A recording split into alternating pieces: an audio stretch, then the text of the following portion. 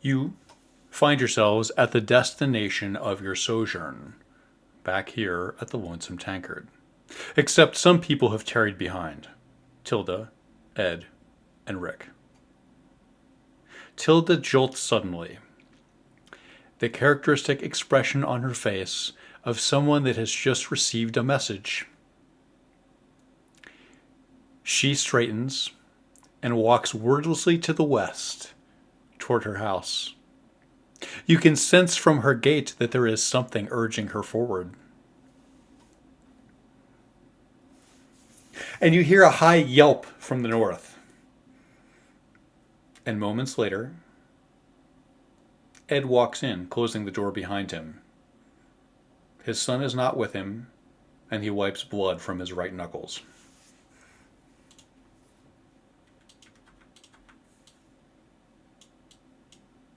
The actions with the party.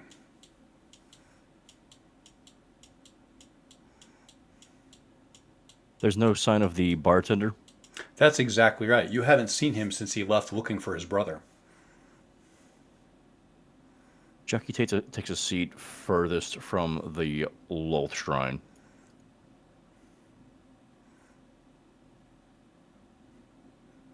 You do so, hoping that you are far from Wolf's gaze.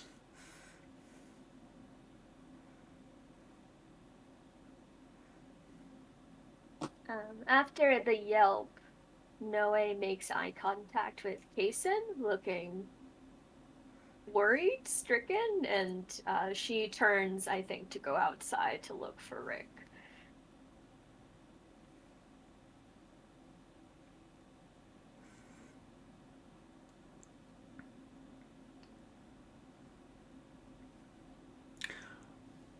Roll investigation to see if you can tell what direction he went. DC 15. I got a 13. You see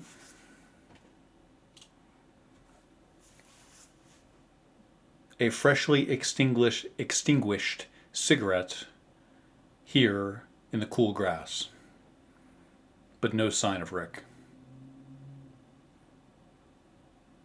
And she point towards, I guess she'll point in the direction of their house and send a message. Use the message cantrip. Absolutely.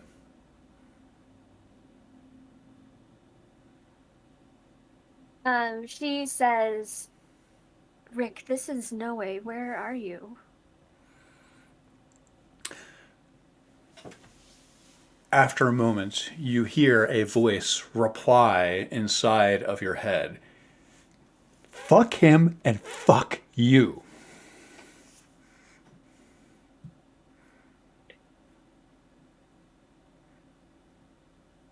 I can help.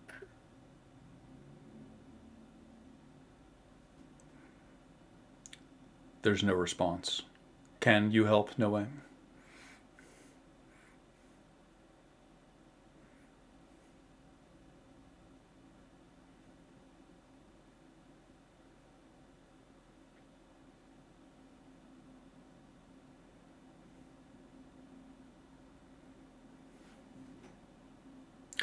A an out of character note, something I forgot I wanted to mention, if I may distract us for 1 second.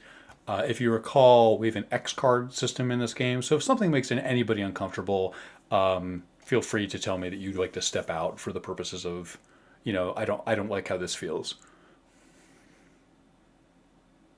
I will not hold it against you, of course, and I am back in character. I think as the party congregates, as Rick enters into the Lonesome Tankard, Rain enters the kitchen briefly, knowing full well that Mikhail will never service this party. He attempts to produce some sort of semblance of tea or what have you from the mix of ingredients back here, and goes immediately to light something to heat the water and catches himself. Instead, just seeps the leaves in the water and somewhat dejectedly comes back to find Rick and Jockey sitting at the table. Ed, To find Ed Sorry, sitting at the table. Ed. My apologies. No worries. Well, Ed. He takes a sip and frowns. I'll admit it isn't much concern if you do believe us, but what did your travels tell you? Are we all liars? Is the great vampire truly dead? He looks up at you over his shoulder, Rain. I'll be honest with you. I'm less concerned about the vampires and more concerned about what is at Isharen. Figure out whatever you need, vampires or otherwise, but I'm coming with you when you leave. If you did, in fact, kill Dez, I think that was ill-intentioned. And someone somewhere will judge you for it, Rain. I already do. So, figure out whatever you need. Let me know when we're leaving, and I'd like to do it before dusk would be too late. Tell me, Ed. If you could save Laird from his fate, would you? If I could save Laird from his fate, would I? If you're asking me that question, I think you don't know Laird's fate. He doesn't want to be saved from it, nor could I. We all have a part to play.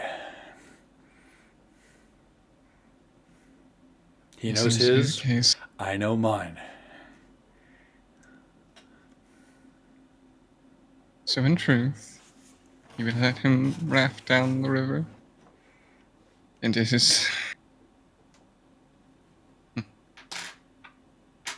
I wouldn't let him raft down the river, whatever that's supposed to mean, because I will be with him until the end. It sounds like he'll be in Isherin, and he's at death's door. I think, here in this place, there is something potent enough, powerful enough to wrest him from that fate, and it does not lie in Isherin.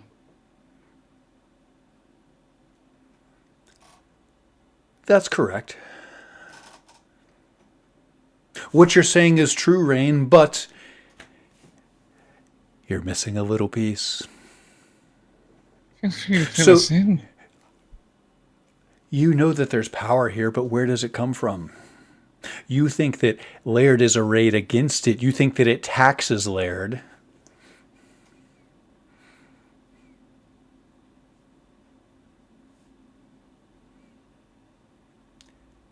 Perhaps I am misunderstanding. It's the other way around.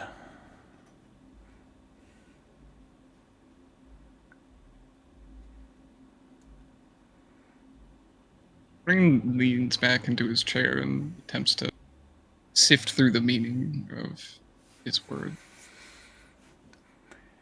You put too many leaves in the tea.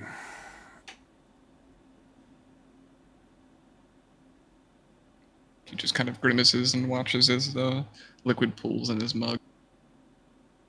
Use less tea leaves than you think you'll need.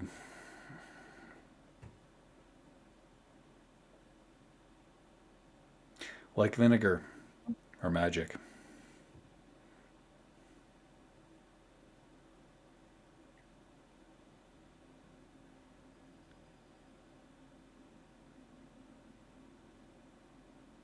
Seeing that Noah has left the building and has not returned so far, Rain would go back to the back entrance and poke their head out. You do so, and I imagine you would find no way quite quickly. Yeah, she is standing there looking at the grass as if she's expecting to find a blood trail. You notice that the grass seems greener here on the north wall of the inn. And she raises her head and she hears the door open, looks at Rain.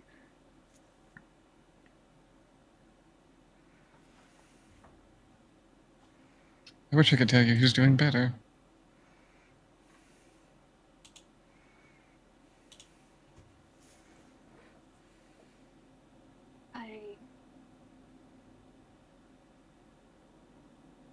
I don't know what to say.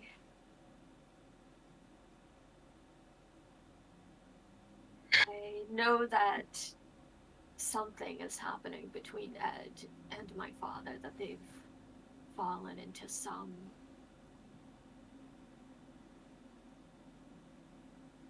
execution of some promise that they made apparently together some time ago. And I'd hoped that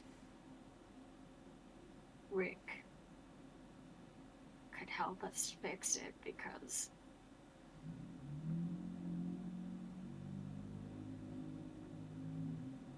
You think Rick has a part in this then?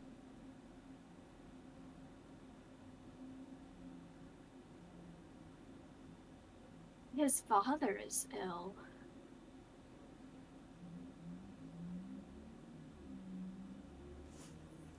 Are you sure? He She looks over the straightens corner. and nods. She comes closer to Rain and her voice lowers as she says, I think her own gaze lowered to the grass. I felt Shar's grasp on Ed.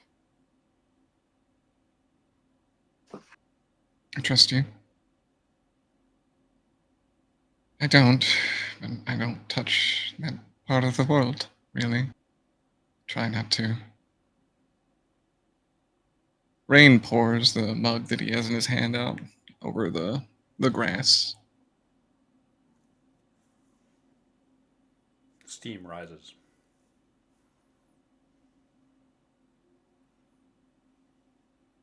I think you need to make a choice. Because I can't make it for you. Ed wishes to march to Isherin to do whatever final bit of his promise he might. To me, that might not be the best course if you wish to see your father still alive. Ed leans otherwise.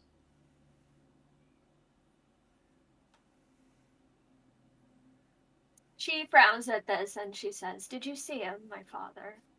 No, I did not go, but Julianne did. She treated him for half an hour, maybe. We sat near lobby. From what she's saying, it's progressed and it's much worse than it was.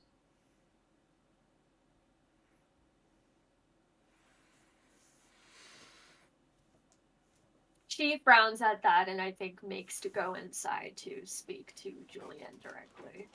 Rain gets out of your way to let you do so.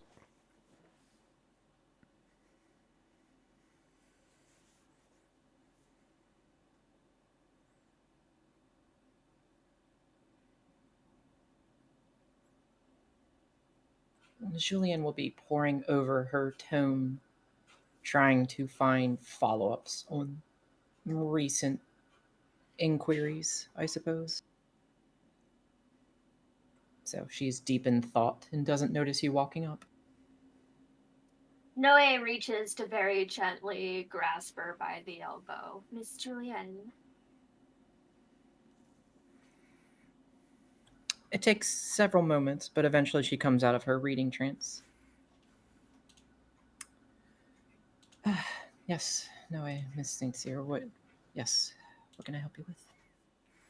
Are you feeling better?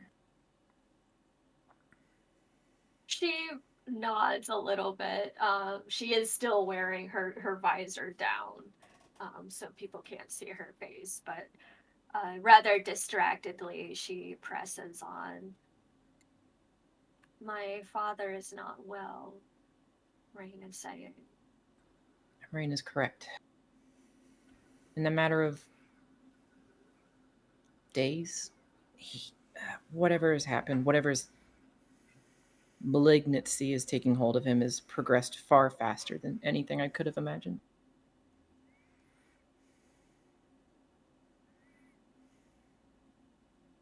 I am not sure what he did to trigger this or to stress it, or if he did some other shenanigan or whatever you want to call it, but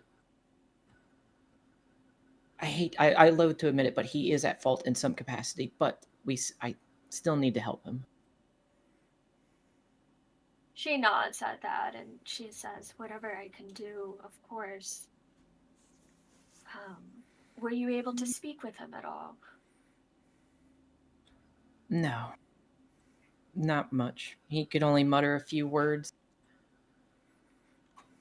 I tried to make him as comfortable as I could. He seemed to be borderline into a coma. It felt like just muttering your name and small other.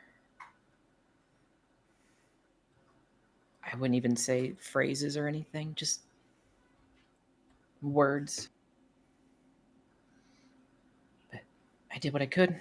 Patched, made him comfortable, gave him some medication. Hopefully that'll tide him over until I can get a better solution. I have been experimenting on the unicorn blood that you gave me. I think I can put something together to at least... I'm sorry. Does Rain hear this? Unicorn blood? Depends on I defer to the two of you. What level of discretion are you providing during this conversation? Are you keeping your voices down, or are you having a conversational tone where Rain is 10 feet away?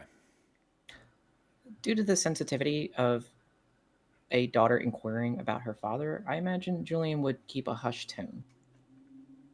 I'll say that Rain does not hear that. I concur. So, I think with that, again, if everything goes well, I can stave off the malignancy for a little bit longer until we can find the flower.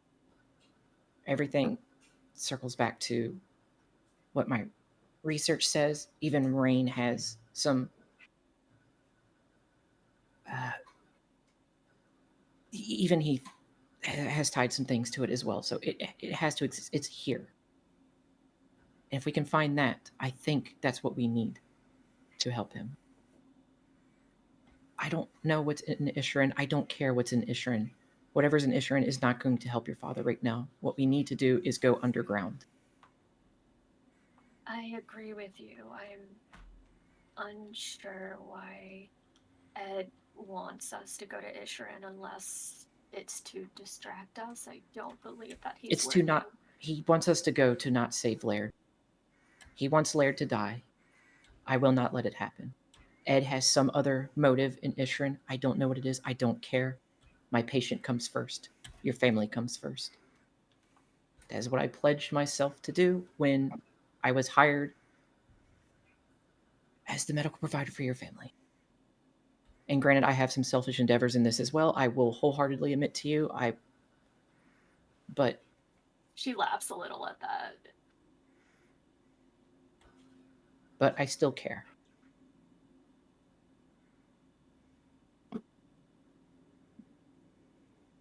I understand and thank you. I know truly there is nothing we can do to fully express our appreciation. I know that you will do anything and everything you can to save my father. It may not be possible, and if it comes to that, I hope you will not hold yourself accountable. You should not No. have to break the laws of this world to make that happen.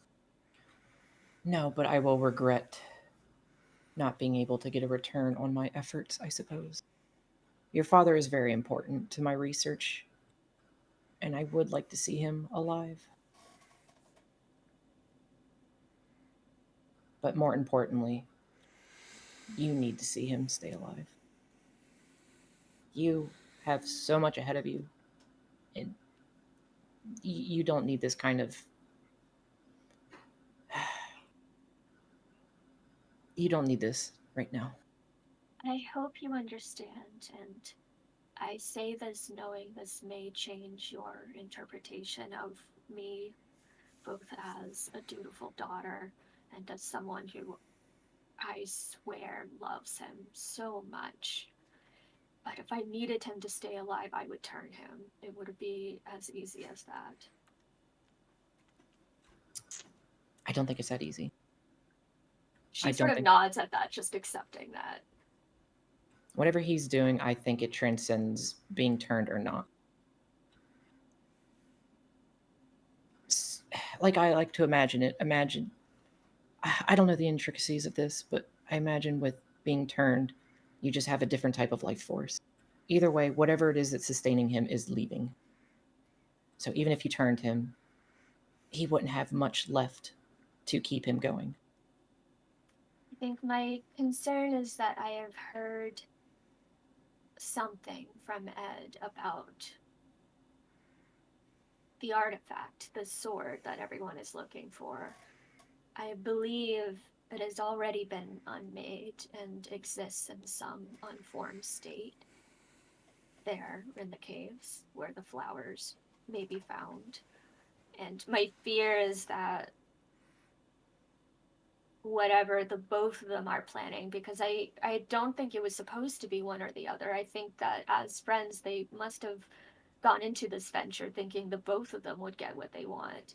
I think that that magical force may be used to extend my father's life and also bring Ed's wife back. Both their end goals are admirable and they mean well, but the methodology is too differing. So, I mean, Laird is still here. We have a chance to save him. Ed's wife is not. And that is that.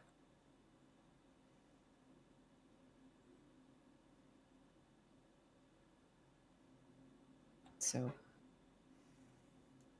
I'm not going to Isherin. I don't care what's in Isherin. I don't care what Ed is up to. In this current moment, Laird is the focus. Because, well, I'm also looking long term. So, he I understand. I am concerned about the future of Evening Star without Ed. But if that's a bridge we have to cross, then we'll figure it out. I simply do not want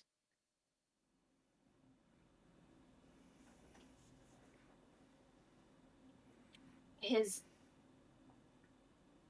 life to be 100% forsaken. I understand where you're coming from, and I think that you're right. And I would allow you to focus on my father and put him first. But well, somebody does need to advocate for Ed. well, let me put it this way. I think I'm advocating for Ed too. Because if he loses his best friend, who knows what rabbit hole he'll go down? He won't admit it.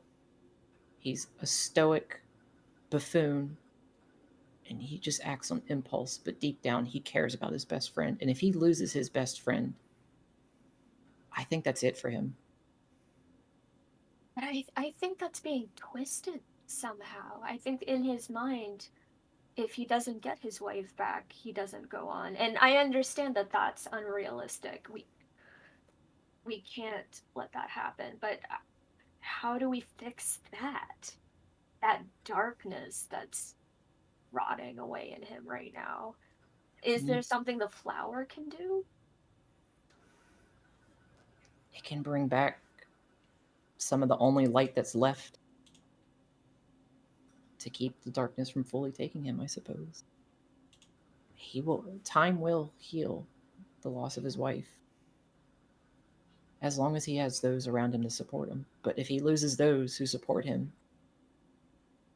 there's nothing. Right. And that's why I think I have to find Rick before he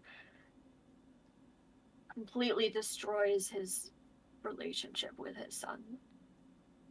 I agree. She nods, and I think the conversation sort of coming to an understanding between the two of them, she steps away.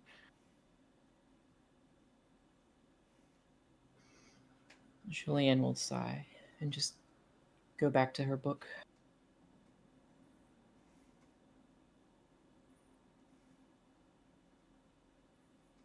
Rain holds out a hand towards Jucky.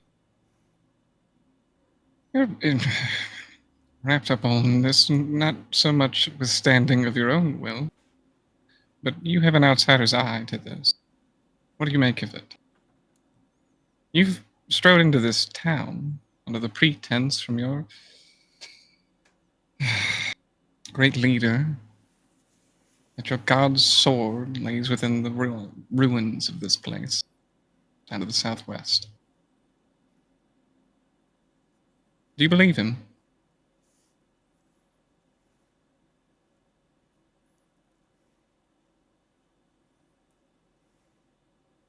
I believe that he believes it's there.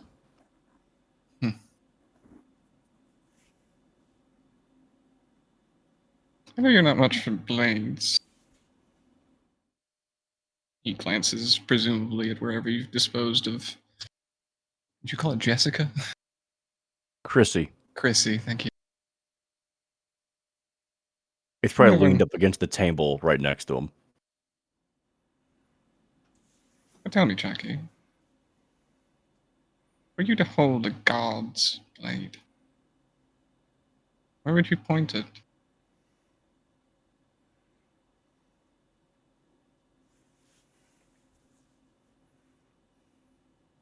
I imagine Corellin would tell me where to point it.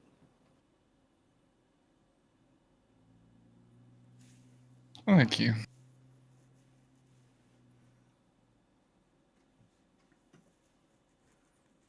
Jucky What just is- smiles at that. What has Kaysen been doing this entire time? For once, he is quiet and just looking terribly anxious about the small amount of information he's been given, but he's just sort of fidgeting and kind of ticking away the minutes.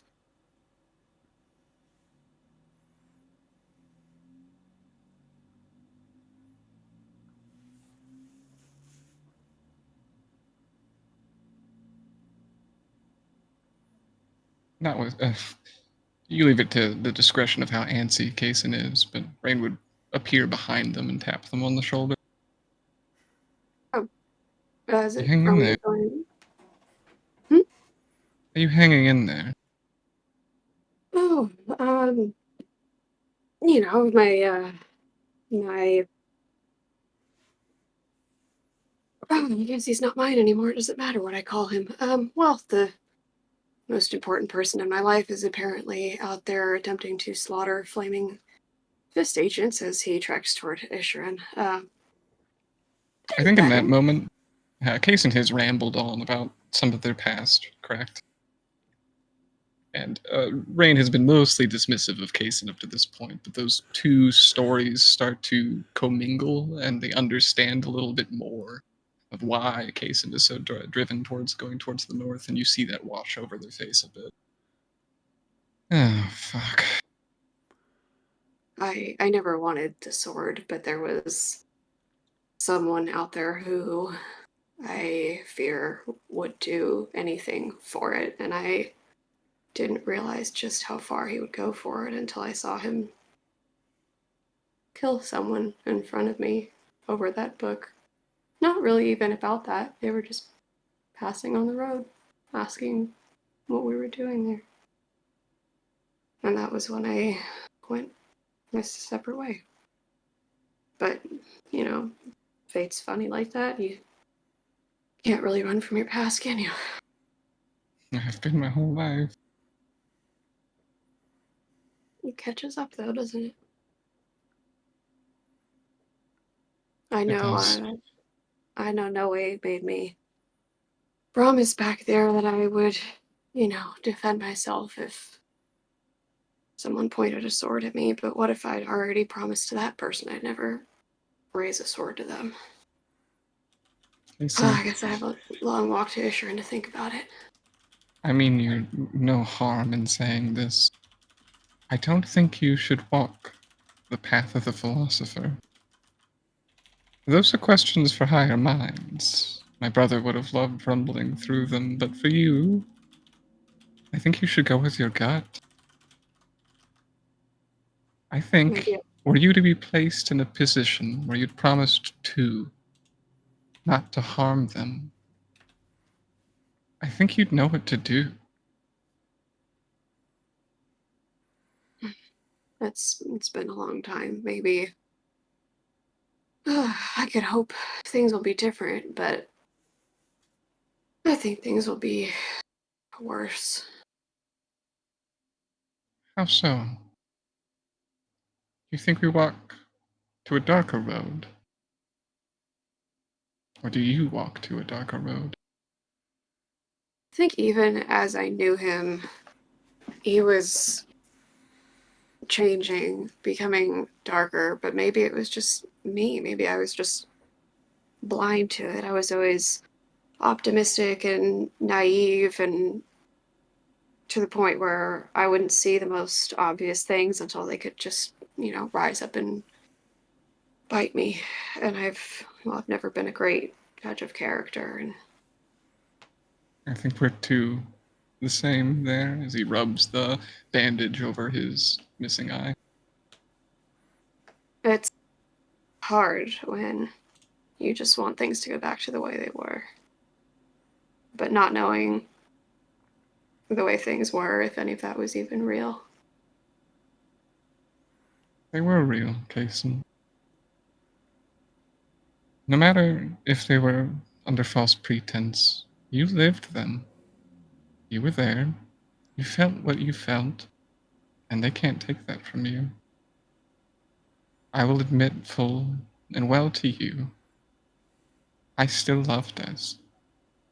I love the idea of Des. But he looks over to where Noe is across the table and mutters a bit. Even still, I don't regret it. That's about how I feel too. I mean, I never gave a damn about glory, I could have just sat under that lean-to eating shitty pemmican and watching the ocean for the rest of my life. I could have lived to be as old as Des, and it would have been a good life.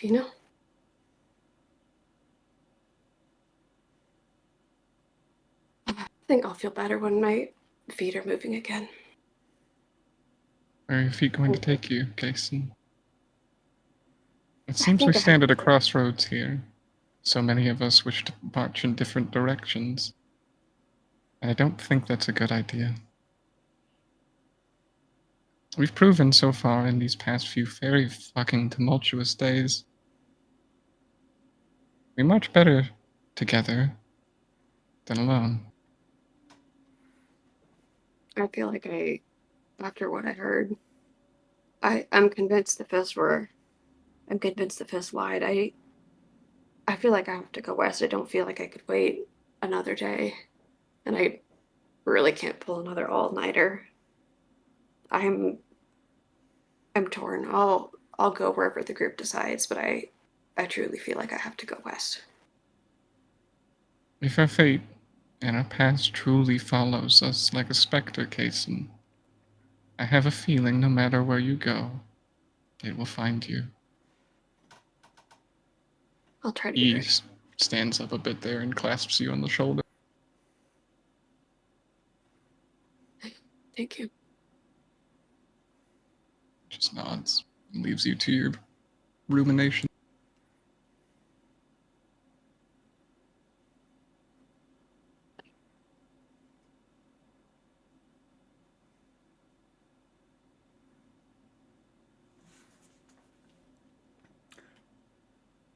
Ed is drumming on the table with 4 fingers.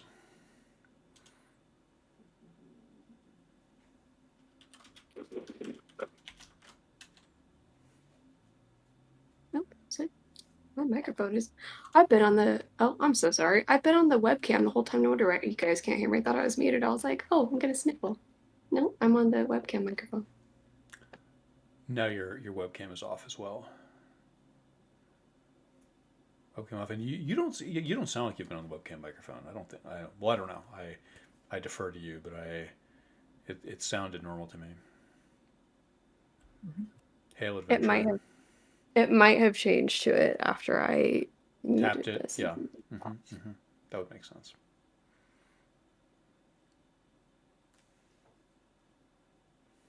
Sorry, you guys heard the sniffle. Don't be.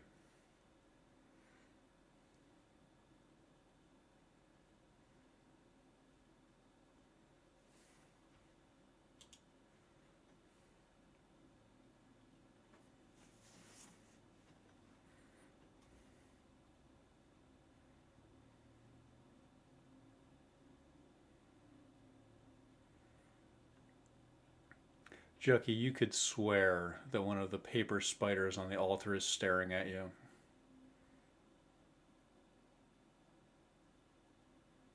Then Chucky does his best to avoid eye contact.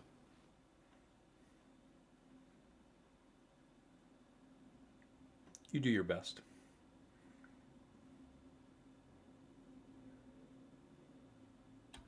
Out of nowhere, Julian will loudly close her book. This is going nowhere. I need a drink.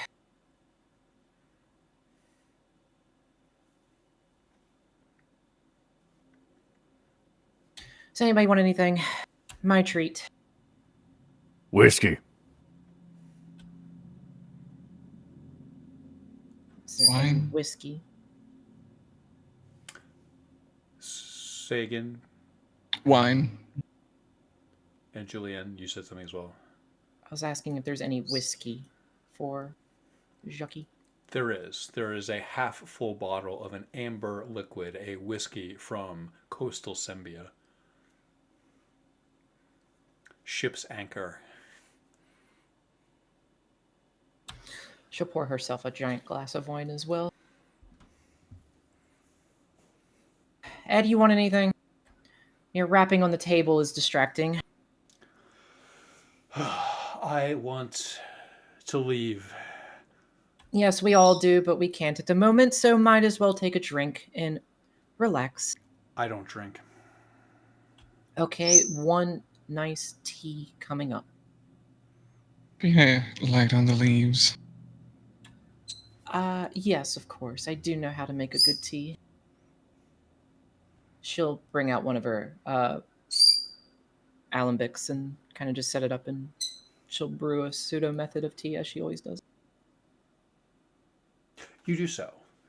The preparation method speaks volumes of the differences between your approach and Rain's approach. These multiple methods of producing the same thing echo the different ways that you view the world. Yours, scientific, precise, perfection. Rain's, simple, organic, naturalistic. A pinch of tea leaves will do just the trick. For you, a measuring cup will get you there.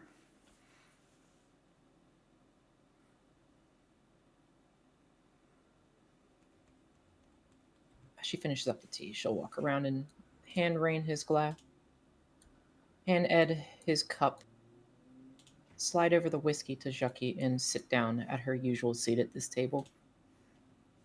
And she'll set her book down next to her with a loud thump and then just take a long swig of her wine.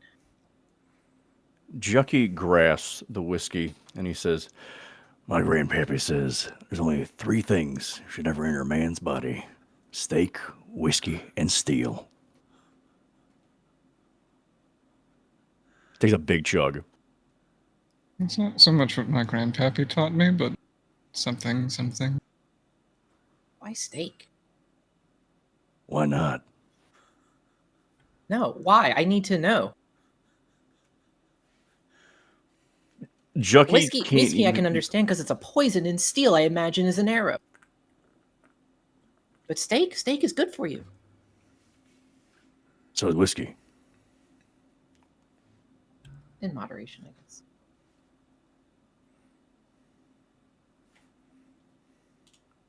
She'll take another deep, long swig of her wine.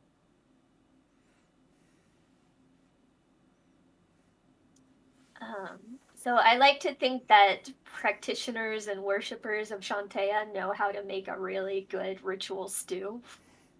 So I think Noe would like to go in the kitchen and try to make like a communal pot of ritual stew. I'm not doing anything interesting in the kitchen, by the way. I'm just like trying to wash my face a little bit over here. As I came over, I tried to take the long way and just like make myself two-dimensional Oh against the no. wall. I think Noe automatically passes Kason like some carrots and a dull-ish knife and be like, "Here, please, can you help?" Wait, are you crying? Is everything all right?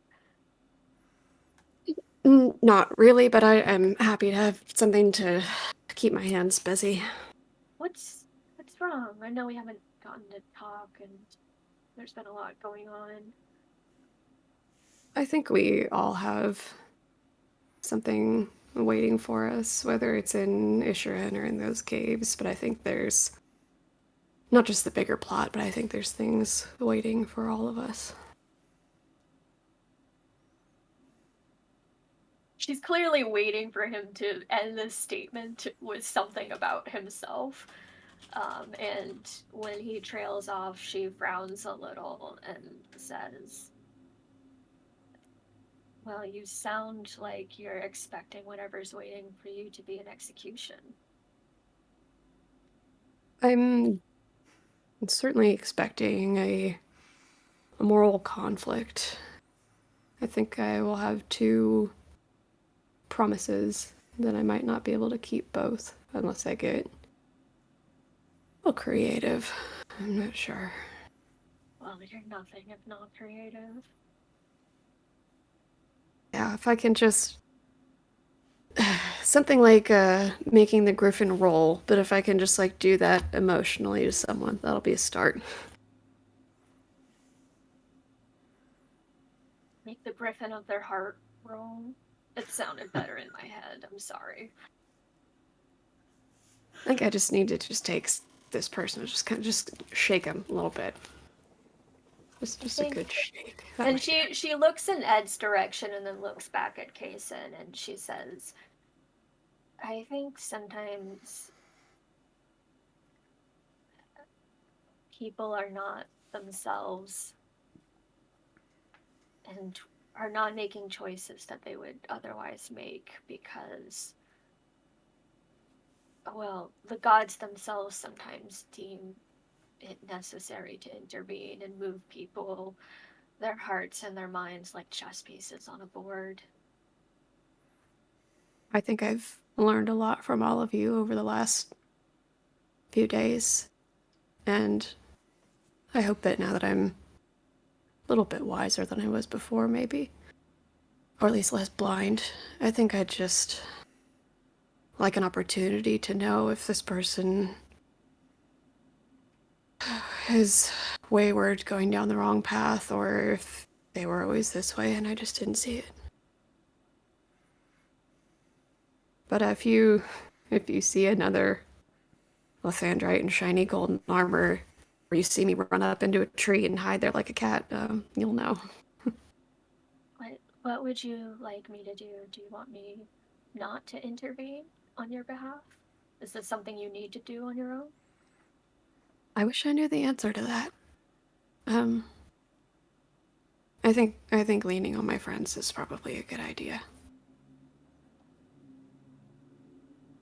She nods at this and says, "I will do my best, but if he does threaten you, well, I'll try to imagine him on the same level as Ed or Laird, and we'll make sure that, that everyone survives. I think that's the least we can do. The trouble is I'm not sure what direction his sword's going to be pointing. My main worry is that he's driven. If he's already on his way to Isherin, I don't want that sword to get up and walk out of here. I don't want the person that I spent a good portion of my life with to be the reason that you suddenly start to crisp up as soon as we're on the road, you know? I don't want that to happen.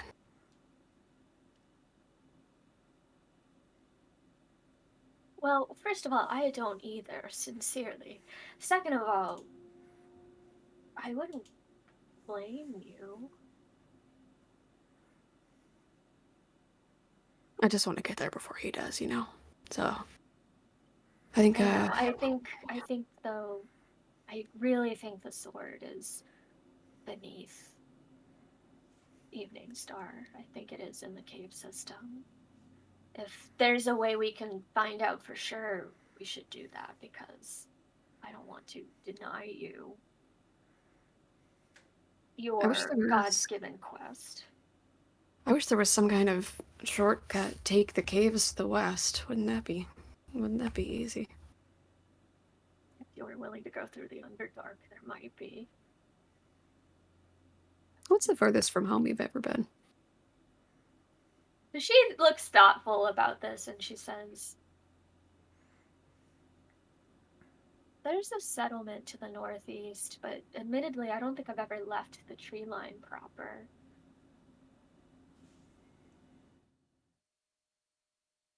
Trying to decide if I want to go back to traveling after all this, or if I'd like to find a place and stay there a while. Lots to think on. She sort of claps her hands together and turns to him with the air of someone who's about to give him like an entire makeover. Well, how would you feel about maybe building a temple here? Huh. I think you and I have both seen that there is a lot of room for Ilmater's will and grace to be extended. Nearly everyone here has had some loss that has not been dealt with and is now infected. Or I'd like that. yeah, I'd like that. That feels like the right thing to do. she smiles, like a very big. Not that he can see it underneath her visor, but he can feel her radiating sort of subtly at him. Yeah. The timing of things, I still want to puzzle out. All of these threads, people and their families and their troubles. I can't help but have this feeling like it's been too long since I've been home, and wonder what I've missed while I've been away. I feel like I should try to find my way back at some point. How far is it? Do you have any sense? Well, I'm not sure where it is on a map, but when I was not quite a teenager, when I was an adolescent, I sort of just picked a direction and started walking, and that was about 40 years ago. Oh, About 40 years of walking, horses, carriages, ships, but not necessarily all in the same direction. So roughly, say, 30 years of walking in one direction. You know, perhaps. people do tend to travel in circles. That's why you're supposed to stay put. You may be Well, if I closer traveled in a than you circle, think. that would be good luck, wouldn't it? And either way, you know, regardless of what you do here, you are not beholden to it. I would never insist anyone stayed. You could always go and come back, or Yeah, I guess I'm not really beholden to anywhere. It's fine. if that was an invitation to travel with you, I am going to need you to state it more clearly. No, I'm not really sure what I'm looking for yet. That's fine.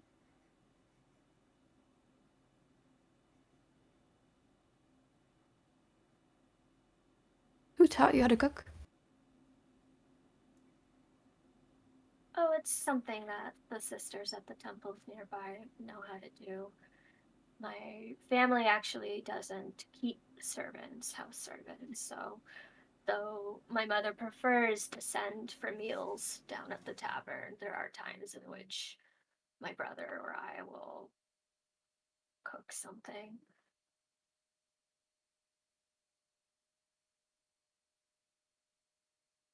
I hope your brother is alright. We didn't see him at your house.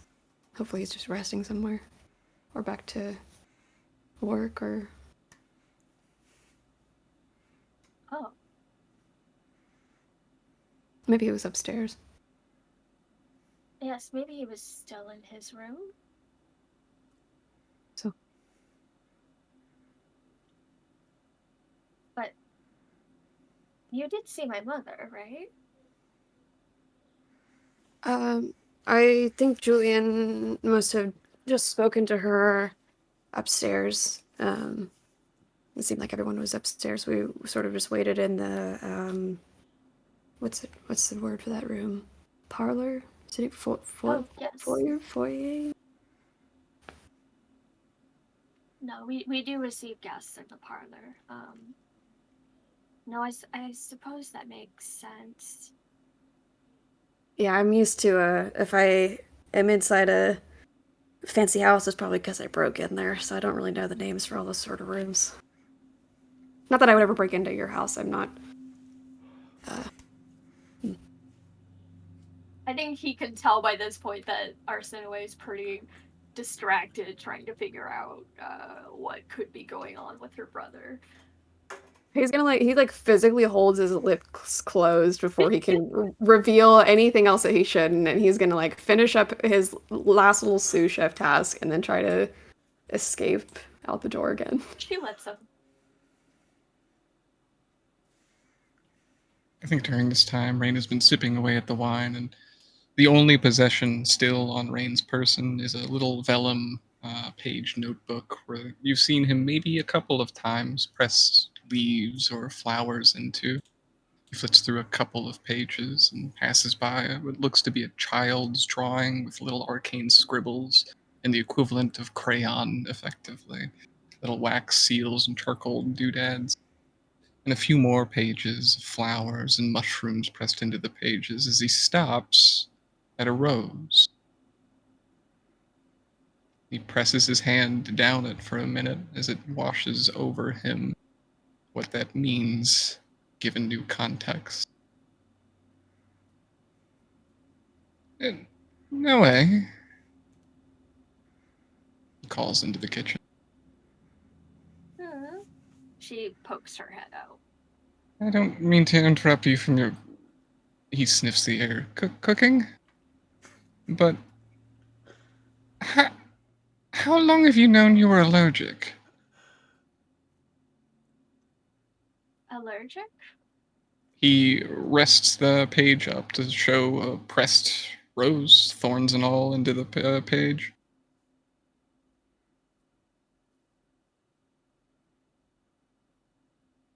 Your father made a big deal, you mentioned it, to tear away all the roses from your trellises.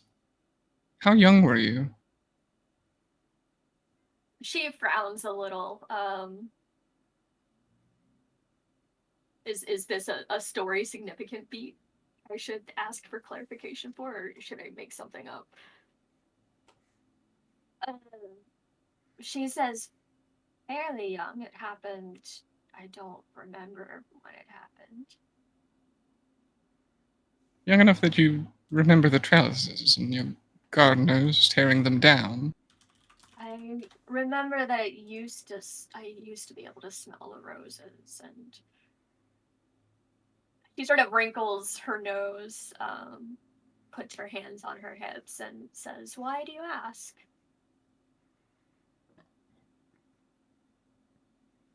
It's a bit funny, isn't it?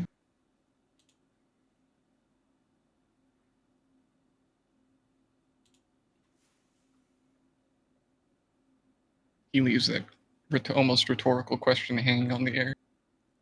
I don't understand. Your father loves you very much. More than I think even you might know. Enough to remove all dangers from this world from you. Something so simple as a rose, pointy though they may be, as he taps the little thorn that's embossed on this thing.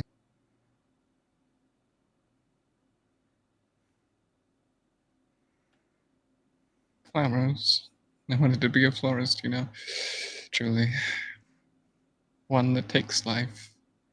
One that gives it. All beneath your house. Are you saying the flower, the mystical flower that Juliana is looking for, is a rose? I've seen it in person. You've It's an seen it. orchid. White-ish. Close enough. What I'm getting at here is... he looks briefly to Ed. Perhaps we're messing with...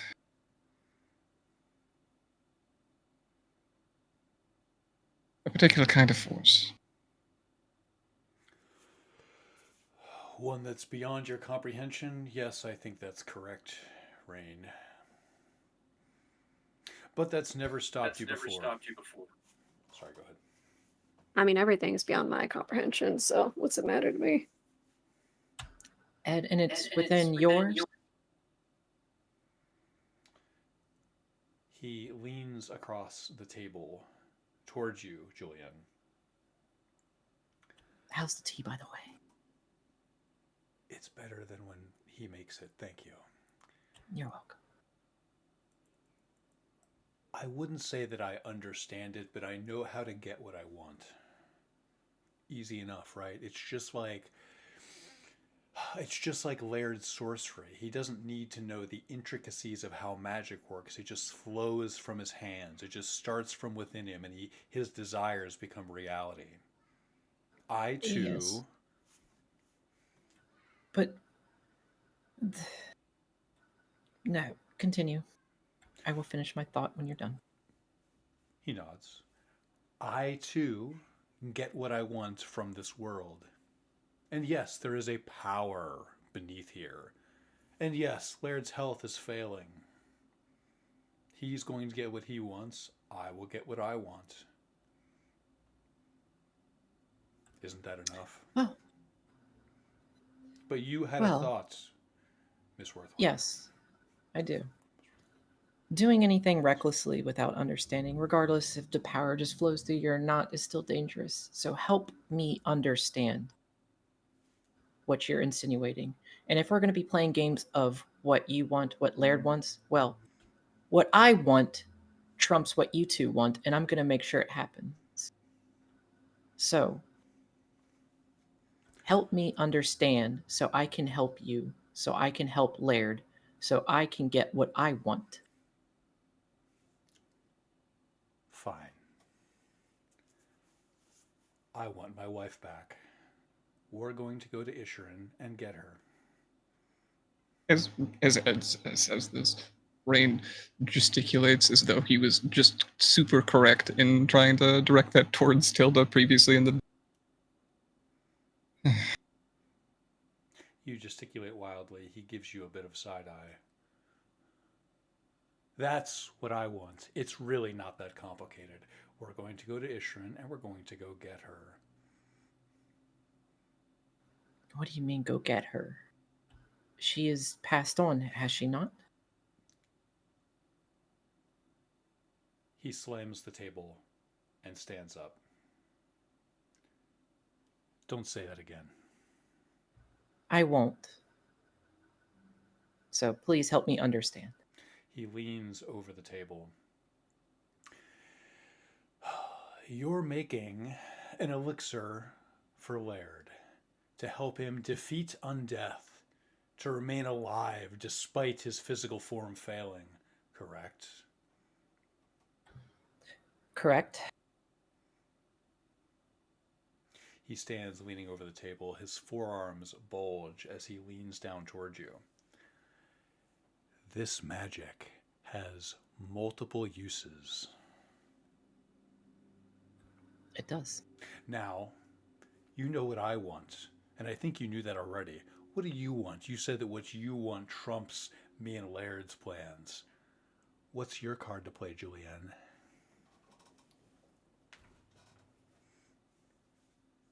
To see you two happy again.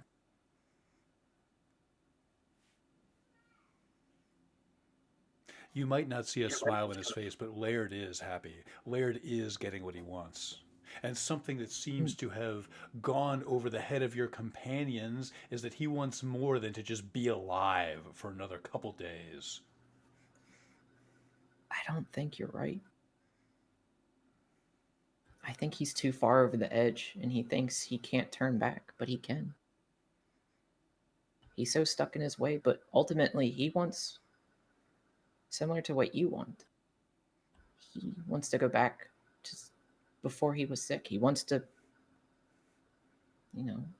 be with his best friend and when you guys were adventuring and make sure he has his loving family around him. And I understand that. I'm a loner. I have my bird and my recipes. And I would do anything to hold on to them.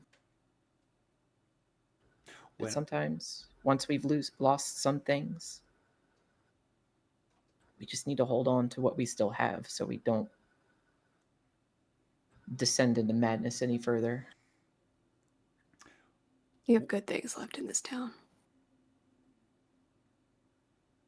are we really going to have a temple to Omater here?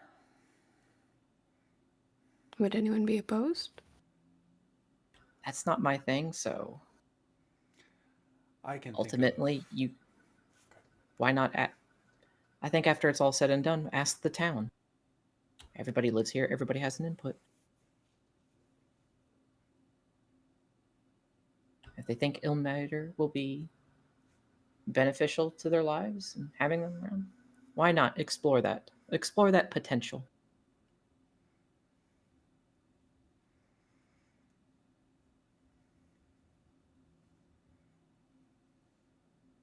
Yeah, I think I'm still. It still remains to be answered if there's, space for a temple and a place for our temple builders. The town seems pretty tight knit. You guys have a good thing here.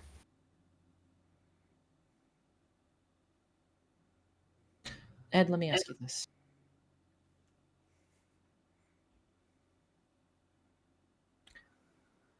If you help us save Laird, I will do everything in my power to help you. Whether it's bring back your wife in some capacity, or just allow you to mourn and just move forward.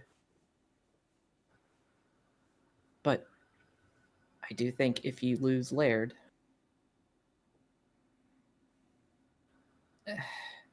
there's not gonna be anything left of you for your wife to come back to. And do you really want to have that happen to her? If you're so set on saving her, you need to keep yourself together. You need to keep whatever light you have so she can see that and walk back to it. And if you just become a cloud of darkness, she will just get lost and turn back. And then there's absolutely no hope whatsoever after that.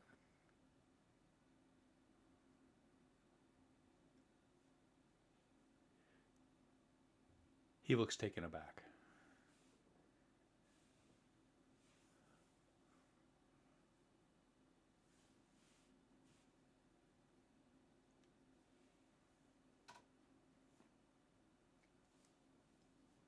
You see sweat beading on his brow, Julianne. He looks like he's thinking about everything you just said.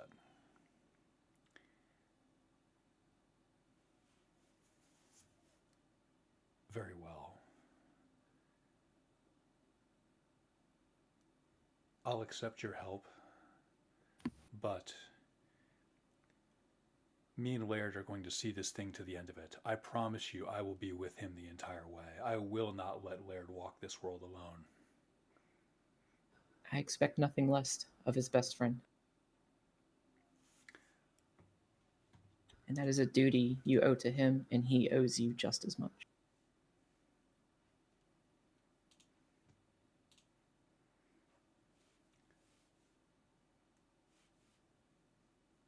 That interrogation you gave me when I first came to town, does every elf who passes through here get that? He turns and swivels and looks at you, Kason. Until your buddy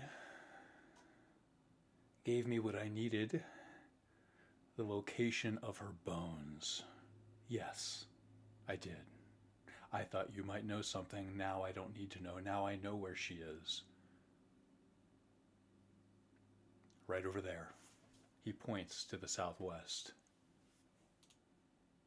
Tilda Lochlaren.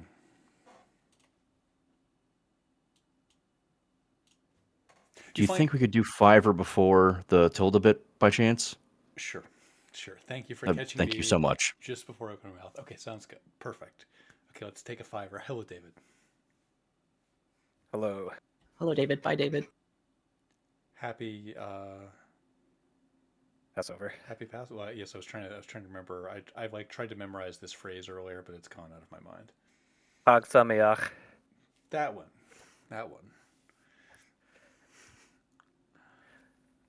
My Uber driver pulled a good one on me. What's that? He Taking said a while. he said he picked me up, and then he just didn't, and then he charged me for the full ride. Ridiculous. There is so much like low level fraud happening on like these like rideshare apps and stuff like that. That's what the past couple times I've used Deliveroo or whatever, like the Safeway uses for groceries. It's been the same thing. Like there's so much chicanery and bullshit.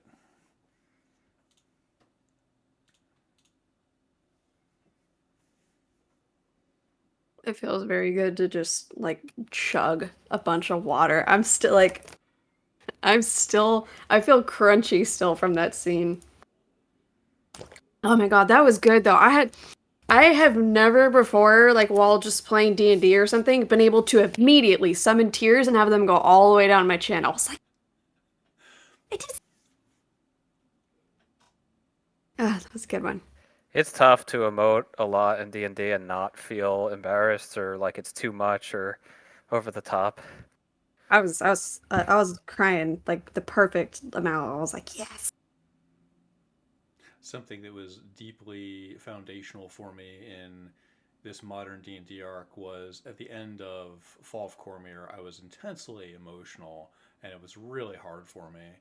And I will always remember that all of my players encouraged this rather than making me feel judged.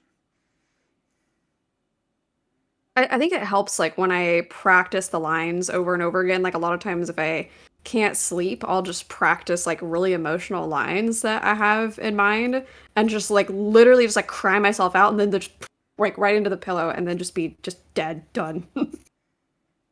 Like my little thought of, you know, trying to figure out like what do I call Solarin, right? When like Rain asks about him, like, oh, he's my and then it's like, well, he's not mine anymore. What does it matter what I call him? David, just for your reference, this was the tilde lead-in that was discussed for the party, okay? Perfect. You did not miss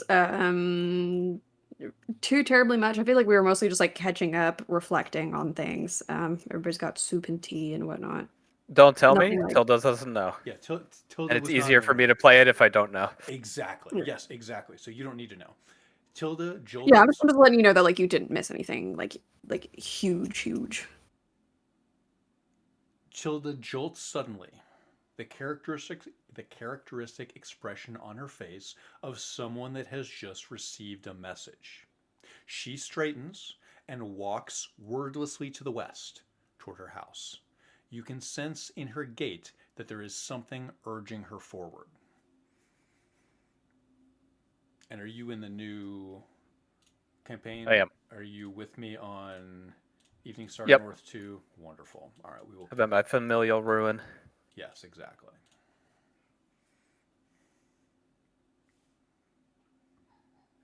Remember your great house. Old and venerable.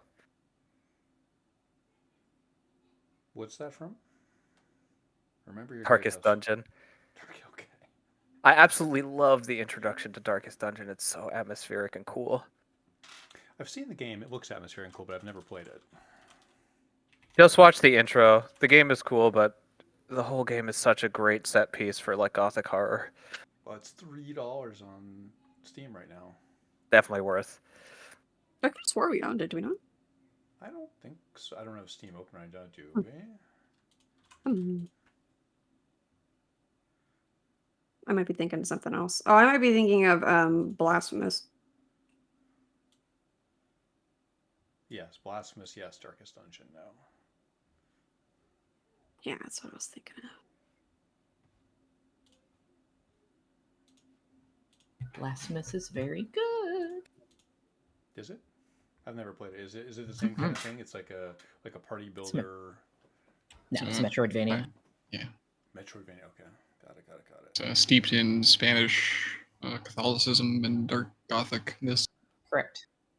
Fascinating. Hello, everyone. Hello. Welcome back. Hello. Don't mind me You just guys like our Warhammer battle going on? Hell yeah.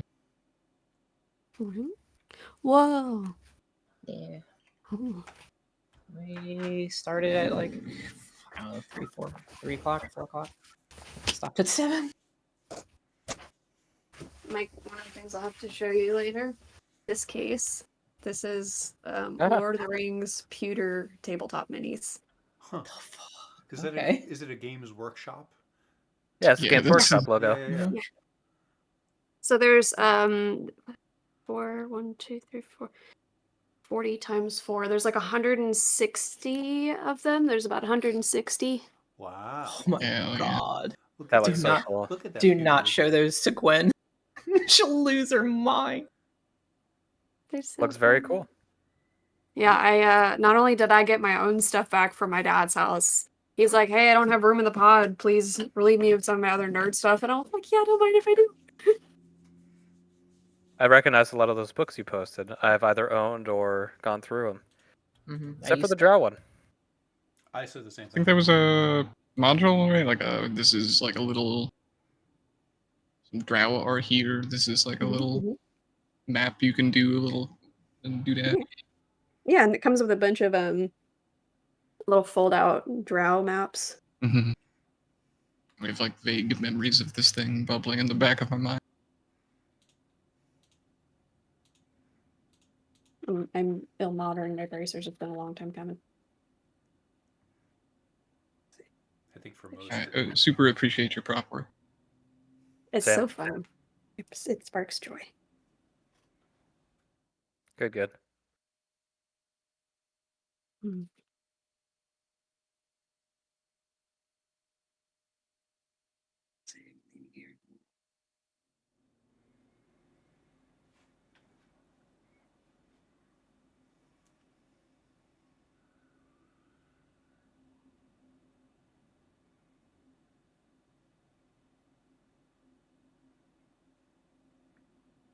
Hello, Joel. Okay, one note before we resume. Okay, I just if I don't say this, I'm not going to get you guys at the end of the session or whatever, and I won't get a chance to express it. Some of the conversations that you guys had in like the first half of the session were just stellar. I was floored at like how well things flowed, and like the Julian or No Way conversation, various Rainisms. There was so much really strong stuff. I was amazed at how much you guys were like talking about things like when you can like talk about figuring out the plot and like the emotional valence of characters and stuff like that, but do it in character, it's like amazing. So I was like really impressed at everything that happened in like the first half of this session. So you guys are the best. Thank you for the amazing roleplay. Thank you. I feel like at this point everybody has definitely grown into the boots of their character. Okay, let me torture Tilda. Tilda, you find yourself outside the ruins of your home. Your mother is here, and she turns and looks at you. Thank the Moon Maiden you came. I located your brother. Where is he? He's with the Fist. They're bringing him back. Look, I'm so sorry that we fought. I never meant to hurt you. Can we put it behind us? Please? I'll take a step forward and charge hug her. You do so. She wraps her arms around you, and you realize there's something in her hand as she presses it to your back. I'll say, I'm so sorry. I didn't mean what I said. It was really not right to say. I'm sorry. I'm just not the daughter you wanted sometimes. Please don't say that. Look, you and me, you are the daughter I've always wanted. You're perfect for me. You're perfect for our family. You're everything I desired. But we can talk more about that when Rand comes home. I want our family to stay together. It's so important that we operate as a unit, as a single family. I don't want us to fight like this ever again. I'll pull back a bit and say, where is he? She brushes off something that's in her hand. It's a tiny pewter. Selûne. She hands it to you. He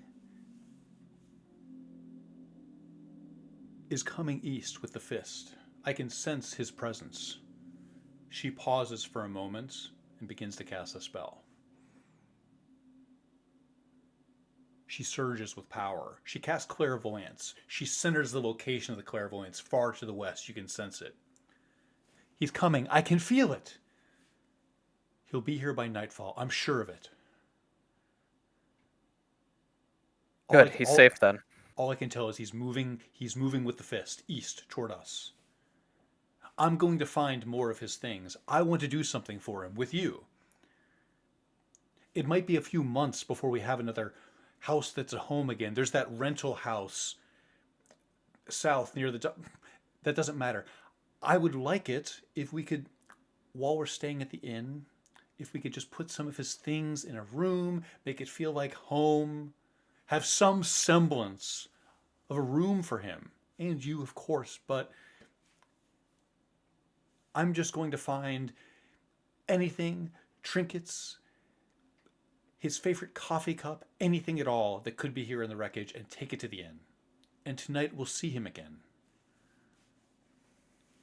He has a little hidey hole in the North Tower. I'm sure he has some things in there that he would enjoy having in his room.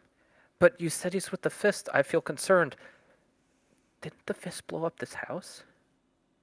She lowers her voice. I don't know exactly what's happening with the Flaming Fist, and I worry that they're spying on us as we speak. I think that there could be rogue factions inside. It's hard to say. But if they did burn down our house, it would have been for one reason: to stop me from talking about what I've been talking about, to silence me.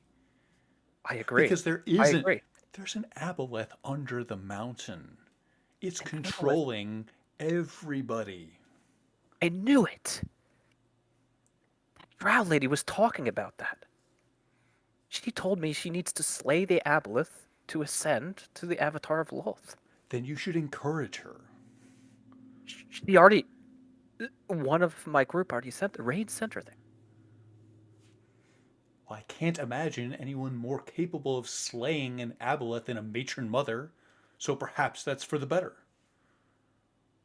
If only. Mother, a bunch of stuff has happened since you've left. Such as? We...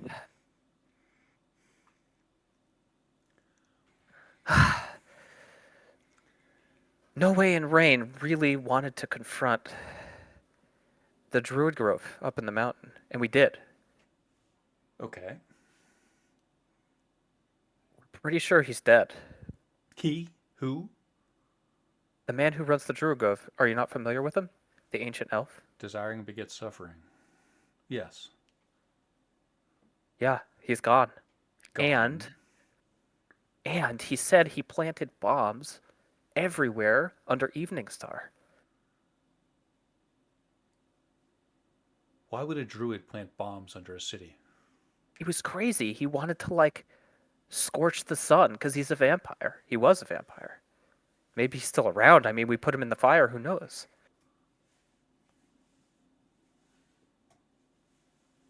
Matilda, fire doesn't kill a vampire. You know, everybody seems to be under the impression that he's gone, but I worry that he's still around. We didn't even stake him. I didn't really take part in it, if I'm being honest. I'm just not built for violence. I don't know how Dad did it. His blood is in your veins. And something that he lived his life by is the idea that violence for its own sake is horrible, but violence in the pursuit of something larger is what makes life worth living. So if violence is not within you, that's okay, Tilda. I'm confident that when the time comes, you will find the strength that you need to do what must be done, be it distasteful or horrible. I know I can do it. Your brother would But this- understand too. This wasn't the time, and I'm afraid he's still around, but I'm worried about those bombs under the town. Supposedly, I didn't verify, but Do you if think you're saying an aboleth is controlling everything, I totally believe that. The way Ed's been acting in the last week is crazy. something strange is animating that man? The Flaming Fist came into town earlier, and we were on the road confronting him, and I swear he had death in his eyes when he approached them. He was about to attack an entire convoy of the Fist. What would drive him to such madness? Revenge.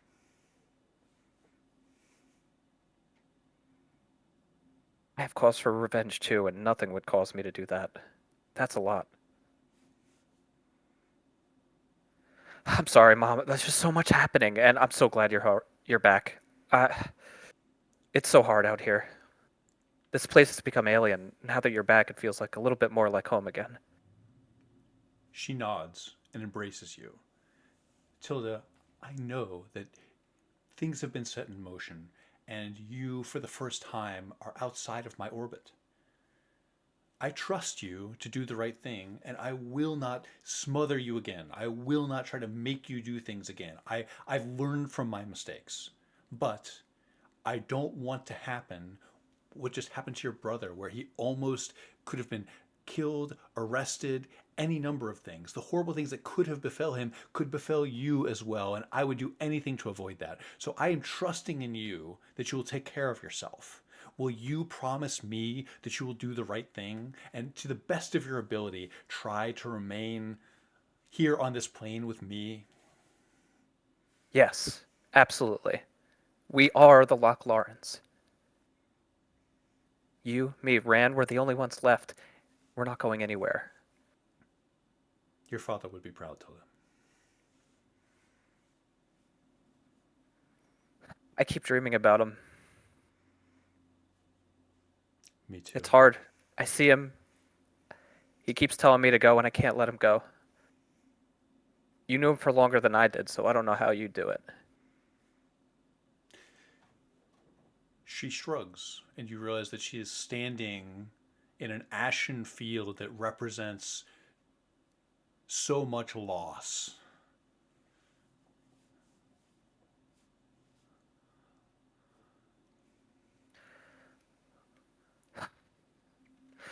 Was Yosan with Ran? I don't think so. I wasn't looking for him. Why? Isn't he with Noe? No, they went missing. I thought they were going on some stupid boyish quest together. That was my impression. You summon a rare laugh from her. That sounds like something they would do. A stupid quest. I'm just glad that they're okay. I know there's a sword out there. Everybody's been talking about it. I don't get it. Who cares about a sword? But maybe he thought he could grab it. And I don't think Ran went alone, so I hope Yosan's okay. No way would be so upset. If Yusan was with Ran, I know Ran is coming back this direction. Perhaps they're together. Admittedly, I wasn't looking for the Saint Cyr. Mom, I I'm learning more magic. I think I'm getting better at it. I want to follow in your footsteps in some way.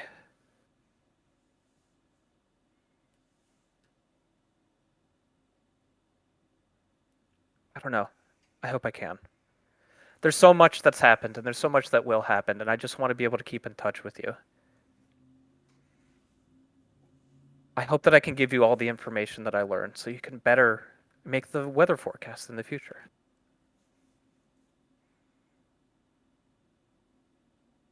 She nods her head appreciatively. Divination is great power. The knowing of things, the seeing of things. Isn't that so much more important to you than a fireball? Isn't that so much more important to you than anything that Volo could have taught you? The power to find what matters to you. The power to see where the things are that you that mean everything in your life. I look to the west to see your brother's presence. Knowing that he's coming back this way brings me great peace, more than any type of offensive spell casting could ever do. So should you wish to follow in my footsteps, I would be honored and proud. I'm going to look around and kind of kick one of the cindered columns that's on the ground. You do so. Say, Mom, let's get out of here. She shakes her head. I need to make my peace with these things, and I'd like to find a little bit more of Rand's stuff. Okay, yeah, that makes sense. I'll meet you back at the tavern, okay? Come back safely, please. You promised. I'll cast message targeting my mother, You do so. and Yes, I'll say, we can keep in touch like this. Go ahead. yeah, that's what I say. We'll be in touch. Good. I'll clasp her hand and shake it and squeeze it. You do so. She clasps your hand between hers. For the first time, you notice the papery quality of her skin. Your mother is, despite Mortal. herself, mortal. Precisely.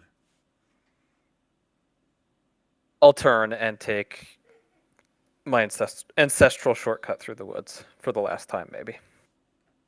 You do so. Going to the tankard? Go into the tankard. One moment.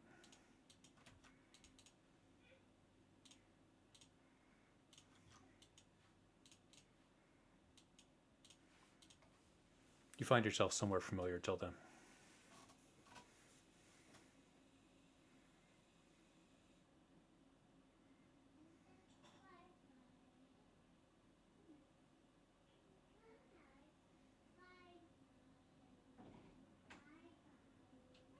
I'll bust down the door. You do so. Jucky instinctively reaches for his crossbow. Whoa. It's just Tilda.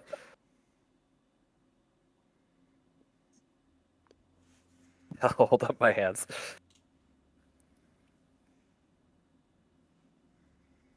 You see Rain as you come through the door. You didn't seem tense up to that point, but still a wash of relief that you are here, present and whole. Okay, everyone. Plopping down in the chair. I'll drag it out to the side a little bit. What are we doing? Having a think drink we- and a chat. Would you like some? Some chat or some drink? Sure. I have extra tea. Take some. Rain and Julianne, do they look like they're getting along? Like, what's their Amicably, yeah. posture look like? I think the level of tension in the room is something of contemplative catharsis. So that there was heated conversation and you are now at the midst of it. The embers are roiling a bit low. Everyone is sipping of their alcohols or teas. I'm just leaning against the wall. I will put out my hand for the tea. Pour it into a cup and hand it to you. I'm gonna smell it a second. And Julianne, you didn't put anything special in this, did you? No, not today. I'll quaff it.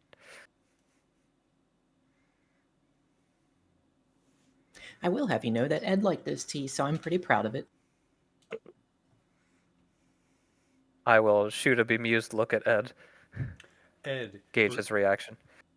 Ed is non-reactive. Whatever is happening in his head is dominating his mind. He is simply waiting for time to pass. He is waiting for something, anything. He needs something to happen. I think we've come to terms. We march the caves. Today, at least. We look for a flower, and then we march for Isherin. I spoke with my mother. She's Oh. back. She is more convinced than ever that there's an aboleth in the cave. I feared as much. That would kind of explain all the craziness happening. Everybody's short-tempered. Everybody's doing crazy things.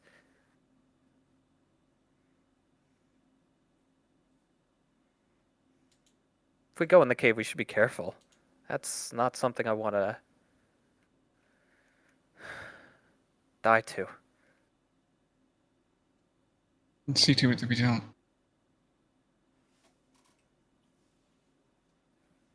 Everyone's so quiet.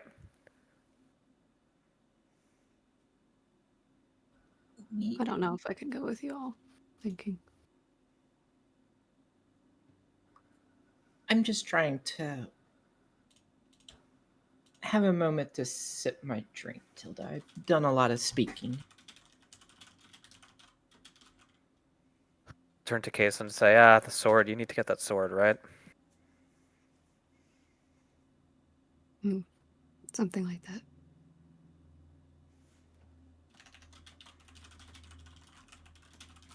Well, We do need to decide on a game plan, though. sounds like Rain just laid one out, no?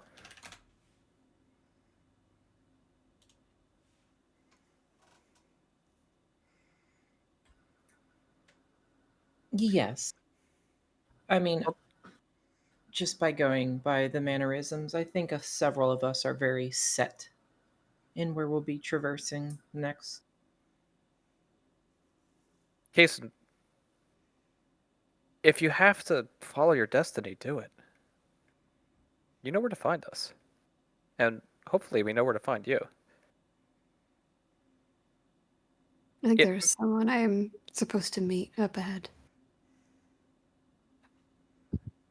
I can't help but notice that you have a habit of charging into danger. And maybe this is what Ilmater wants. But you would be Well- stronger with us around. He's not been a danger to me yet. Well, who cares what he wants? What do you want? Answers.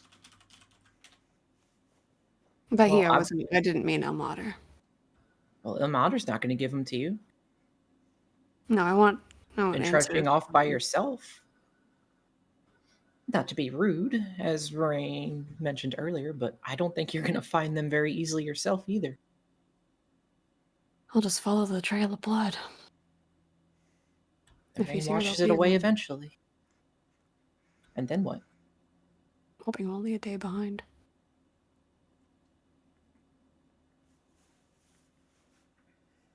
I think you should stick with us for the time being. Ishran will always be there.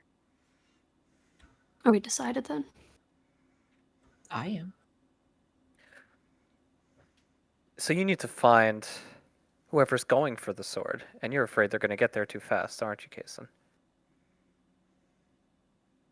If they walk out of here with that, I have among my dozens of concerns are that any vampire within that sword circle of influence, if that's what's affecting them, will burn up to a crisp, and we won't have any notice.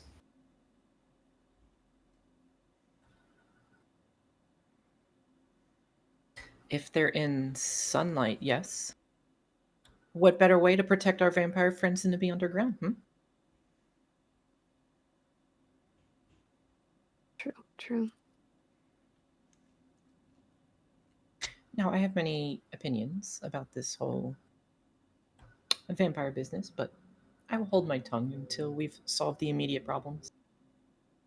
But just because of what's going on doesn't mean we abandon our friends.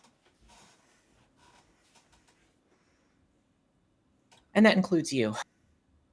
Behoove me to say it.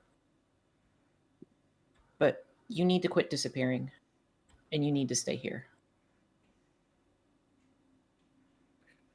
I wish we had sending stones. It's so easy. Where it's so easy. Jason, you have 2 swords in each hand. Trust your gut. He removes himself a bit from the table. Walks south towards the stable.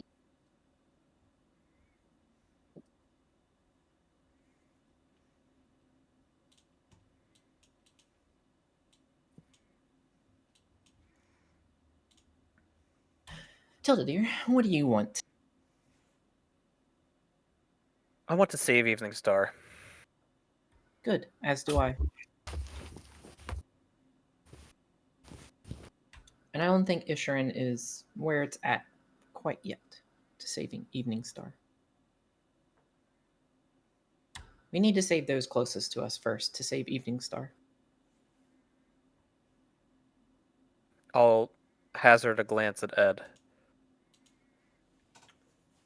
Do you attempt to get his attention? I'm seeing how he's reacting. He's in his own head. He's not with us. Okay. He is with you in the sense that he is waiting for you.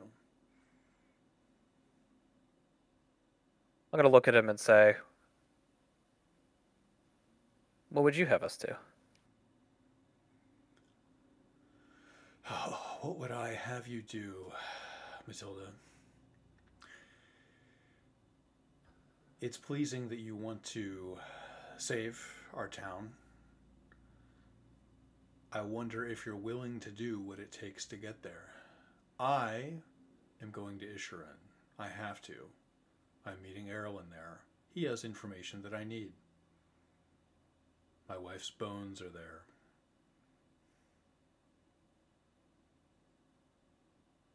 If you don't go with me, I'll go myself. I'll turn to Rain and Julianne. Rain has admittedly left. Oh, I'm sorry. Let me get the... Yes. Turn to Julianne. So why... It seems like Isharin is stronger pull at the moment. It doesn't matter. It's the incorrect choice. Where's No Way? We need to save Laird, and the only way to do that is to go underground. We save Laird, we save Ed, and then we all together can go to Isharin. What does saving Laird have to do with the caves? Because that's Where's No Way? That's where the solution is. I'm over here. She calls out over the sound of bubbling broth and a knife hitting a counter. There's a scent of something steaming, herby and frothy in the air, and she pokes her head out. Oh, hi. Hello. Do you want to go into the caves? I do. I do think the relic that people are looking for are underneath there. I am not sure if it needs to be the exact next thing we do, but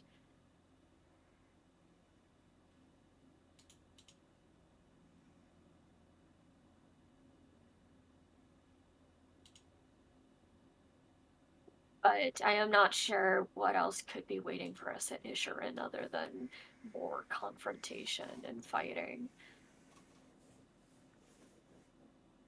I don't like Do you the think the idea of Aboleth Ed- will greet us with a tea party? Sorry? Do you think the Aboleth will be greeting us with a tea party? I'll smack my spellbook into Kaysen's leg. But what? It's not like we're going to get a friendly reception in the Underdark. No, it's a fair question. I think we're guessing that Corinne has dealt with it on some level, right? But that may not be the case. If your argument is that we can go to Isherin to find people to help us with the Aboleth, then I am afraid I would have to rely on your diplomatic abilities.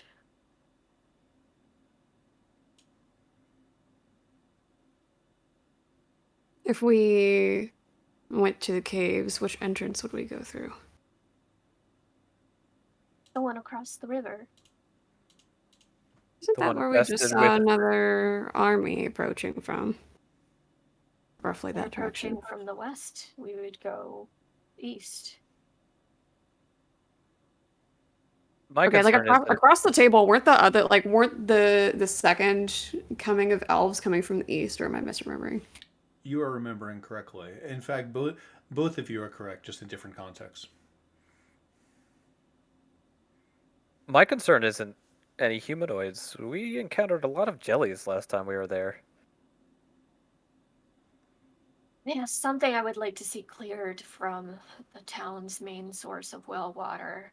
I think to Kaysen's point, the argument against going to the caves is that my impression is there's nothing immediately time sensitive about what we need to find there, as long as we're the only ones looking for the flower, which I do not know if we can guarantee. Do you want Whereas- to know? Do you know what the time sensitivity is? Your What is it? father's life. Wait, what? That's the time sensitivity. We go to Isherin, who knows how long it'll be? The caves is immediate, and we can take action. And the less time we take, the more time we have to treat your father. Ed, Oh. you know precisely when my father is going to die, don't you? Not for a while, if I can help it. He smiles knowingly, Noe. For better, for worse, I do know when he dies. I know what kills him too.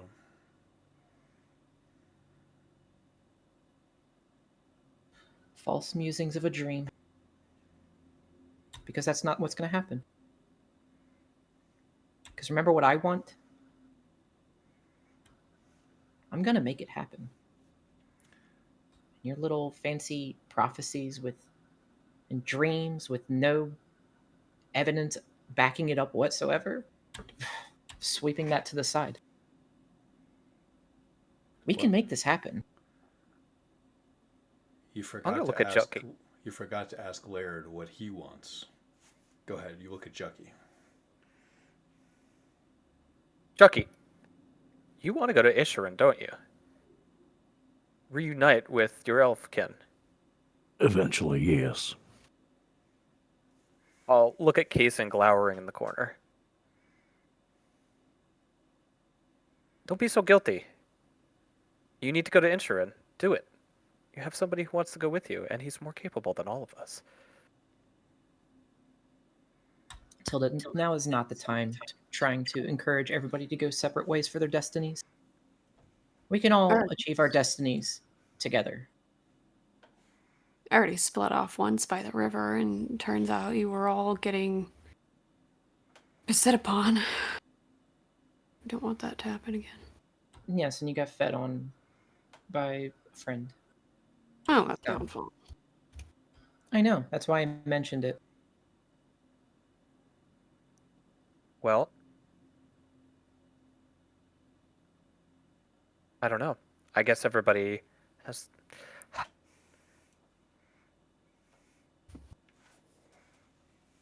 There are a bunch of individualistic reasons for going to either the caves or Isherin right now.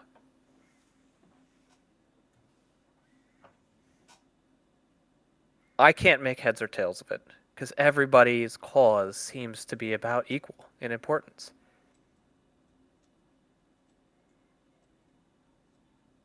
It would be really hard for me to decide for a group, and for anybody, I think, on behalf of anybody else who wants to save their family or their loved one or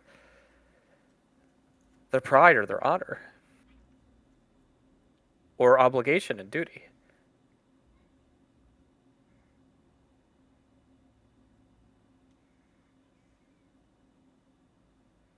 If we must stay together, the caves do seem closer, so maybe it would be a bit easier.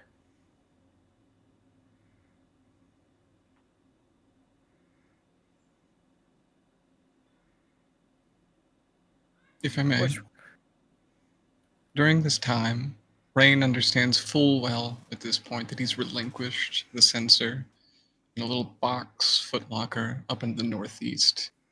He does not have a means to communicate with this magic newfound by the bitch queen or not.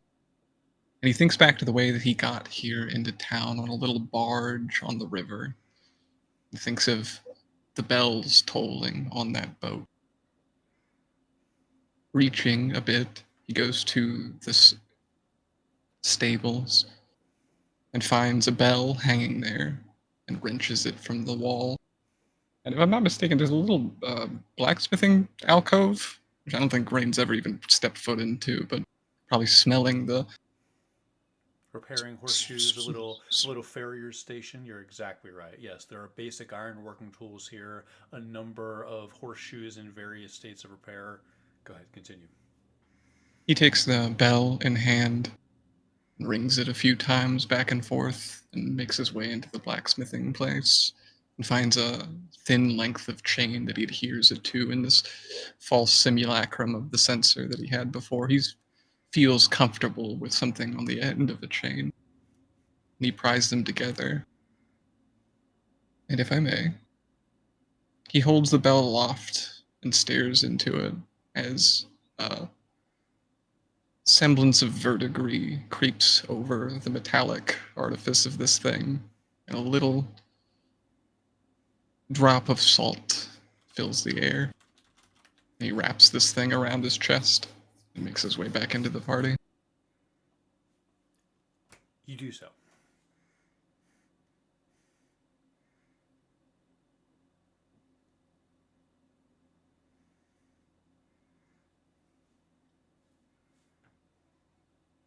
You find yourself affixed with a bell. You were going to say, Casey. So, everyone's decided on the caves then, right?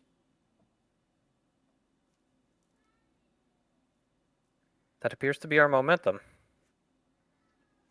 Yeah, I'm just gonna wash up real quick first. I just need a few minutes. And he slips around the corner. And finally,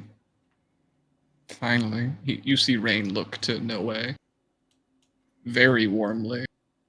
It seems I get my soup. I'm going to send a message to Kaysen. If you are leaving for good, please tell us first. We are your friends. Continue.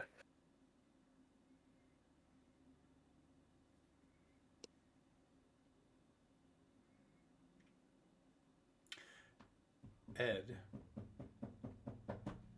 suddenly stops drumming on the table. I'd like to go. I'm going to Ishrin. You just agreed to help us. Did you not? I agreed to help you afterwards. I did not agree to go anywhere other than where my wife's bones are. I think I made that extremely clear. I am going there tonight. It's happening now. There is no time left in this world for me. I am going there tonight. Why is there no time? You expect me to wait to potentially see the love of my life? To potentially bring her back to life? You prefer that I do that tomorrow or the next day? Unfortunately, that's not happening. Is she being raised in Isherin, or did you need to bring her bones back here?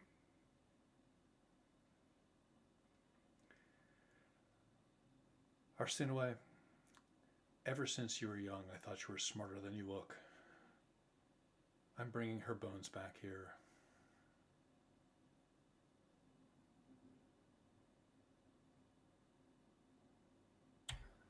Well, if I may politely say, I would like to have your help to ensure her bones have a place to come back to. And if you venture off to Ishram by yourself, I fear for your safety. As I fear for yours as you tread in the shadow of a vengeful matron mother in a dark cave that you've never mapped. Yes, and you're venturing out to an area that has been swarmed by elves and their dealings, and we have no idea what they've done to the area as well. You may find yourself at the edge of the woods surrounded by 50 men, and suddenly you are no more. And then what? Your quest is for nothing? Because you couldn't ask for help. We're more than willing to give you help. I'm more than willing to give you help. But we need your help first.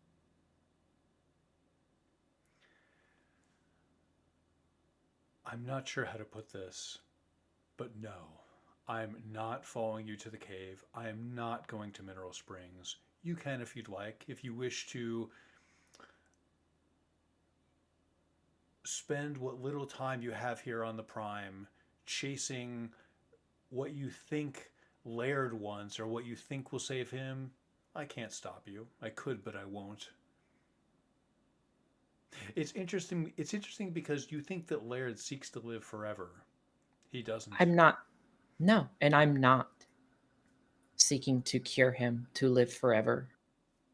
I'm seeking to have him live more time happily with you and his family so he can pass on a natural death comfortably without pain, surrounded by those he loves, and hopefully their extended families that he gets to see grow up. I'm gonna look at Noe for this speech. Not happy. Not happy. But regardless,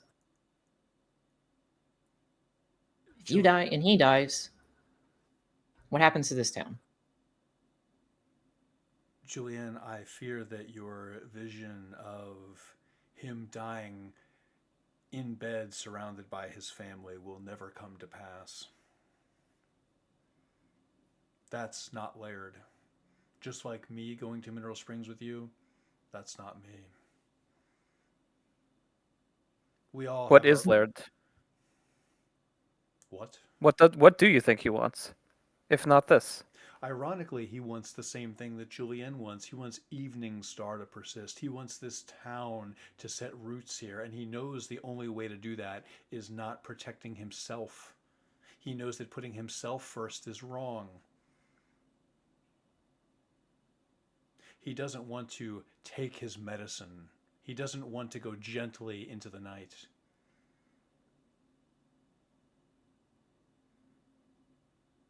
You think that just because he can't walk very well, he has a calm heart? You think that he wants to die peacefully in bed with his family? Deep down, everybody does, even me. Should I choose to die? I think there's more in that cave than meets the eye.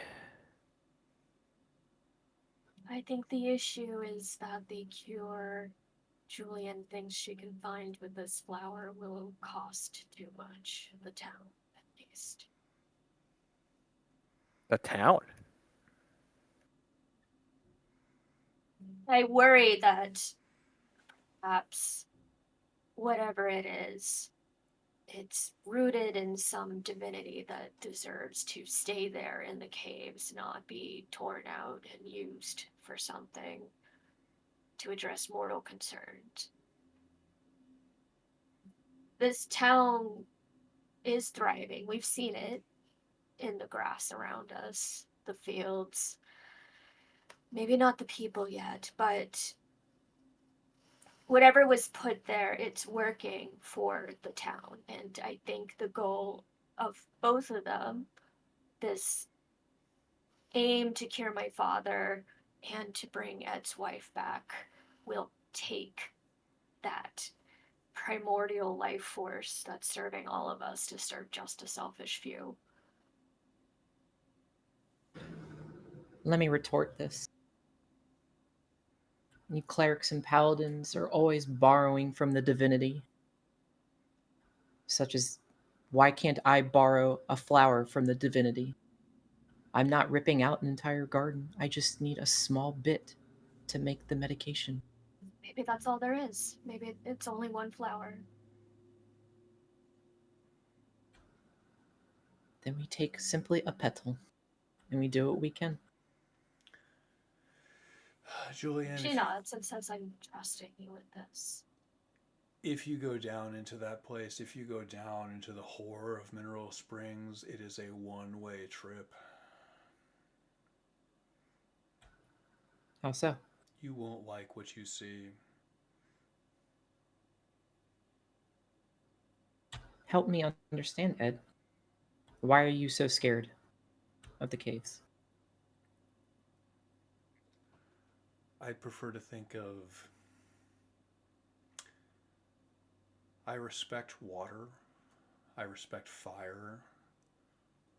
I respect fangs. And I know what's down there is powerful and should not be trifled with.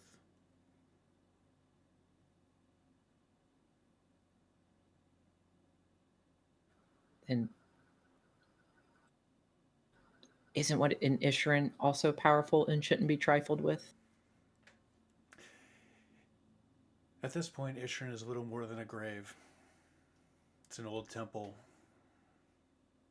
His kin, he says, gesturing at Jucky, his kin wish to make it into the westernmost settlement of the elves. They're fleeing something too. What are they fleeing?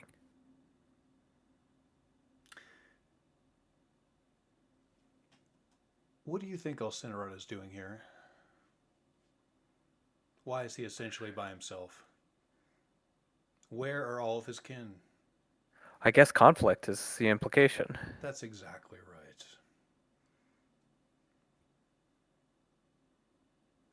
Well,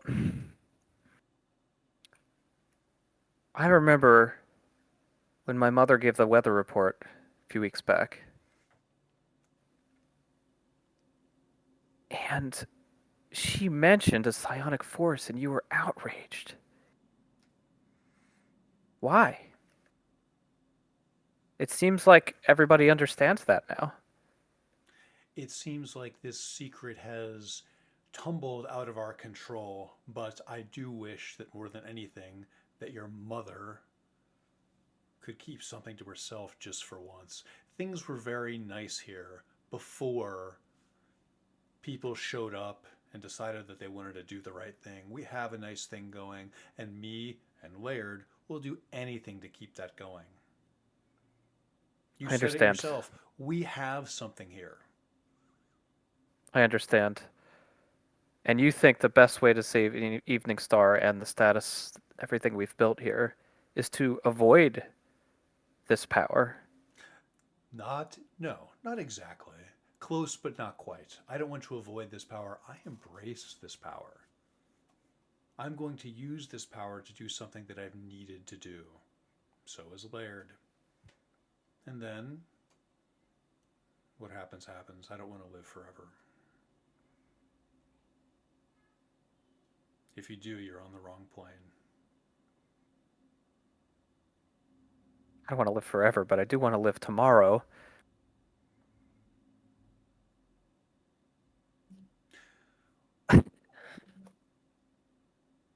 I don't know. I don't know what to do. There's so many conflicting...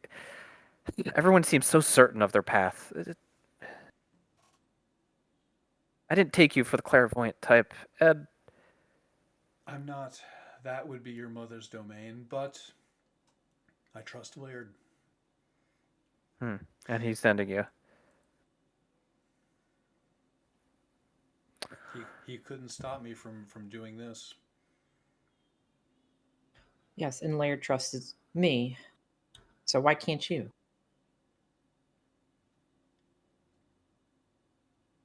Turn to No Way. What do you think is right, No Way?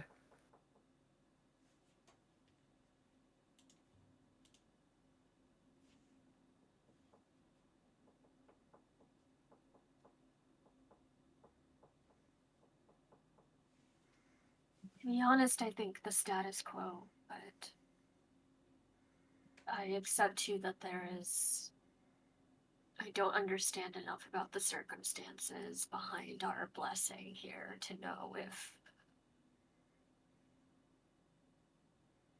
it's right. Because to be honest, I'm the one who benefits, if not the most, certainly a lot from things staying the way they are.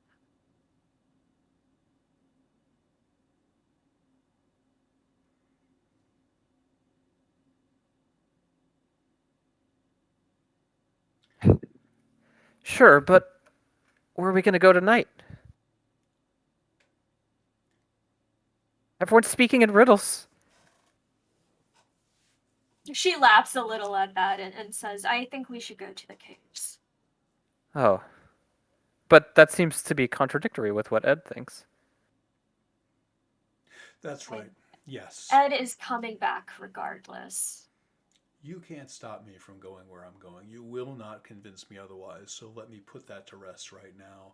If you were to help me, something that seems to have escaped your list of things that's possible, would it make you feel better if I went down into the caves with you? Do you want me to show you the bottom of Mineral Springs? Is that I just want to do what's right. I'm just trying to figure out what's right. Everyone seems to have an agenda, and I just want to cut through the agenda and figure out what's right. Ed, how long would it take to get to the bottom of Mineral Springs if you took us? Well, I'd want to bring Laird with us. Maybe 2 hours. How will we get him down there? I can work And the for what ropes. reason?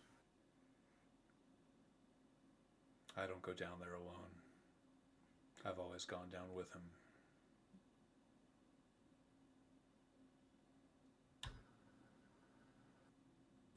$6 is all I ask. 2 to get down there, 2 to find the thing, 2 to get back. And then we go to Ishrin with you. No. Why? Stop squeezing a stone. Julianne, it's not happening. And No. also, who thinks Kaysen washes up? He's already on the road.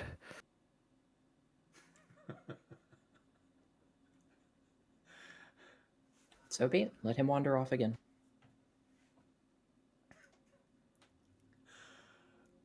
I tried to make my peace with Kaysen. If he wants to leave, he can leave. Wants to. Past tense. They're already gone. No, He's allowed.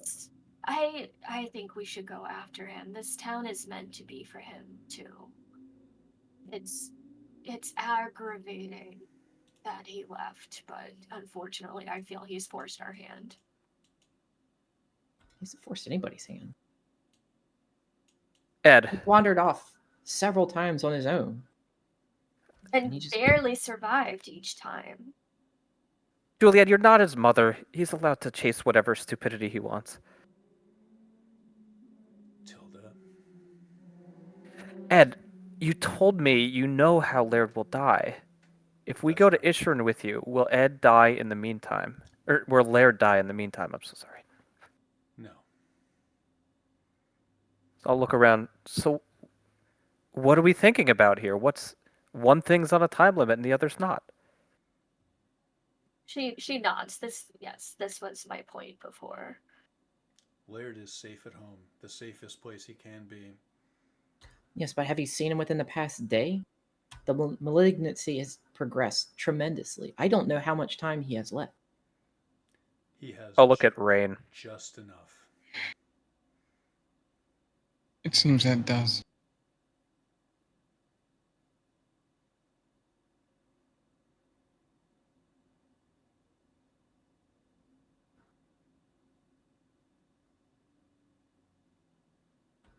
So everybody's just going to go off his feelings in his dream with no proof. And you? Where's your faith lie? Your feelings, your dreams of saving someone, the acclaim, resting the strongest man in the city back on his feet to be with his loved ones. That's something more or less than Ed's feelings of taking his loved ones from the earth and raising them high, keeping their little secret, the cave, secret. It's all belief. I walk where those two do, as he gestures towards Noe and Tilda. Julian, I do believe in what you're saying. I think we can still do it. We'll just do this first. What is Laird suffering from? I had the sense that whenever he cast a spell, it depleted him. I'm not sure how. When I cast a spell, I feel more alive than ever. Maybe this will happen to me in the future. I think Laird is suffering from love.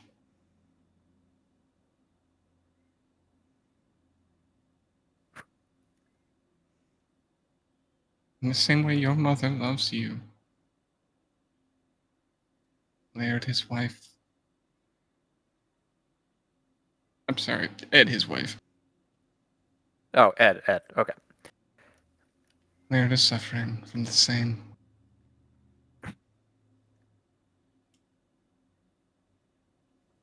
That may very well be true, but it is also Shar's will that he suffer as much as possible before he dies. Shar. Yes. So if we're to fight the gods' will, he rumbles a bit in the back of his eye socket.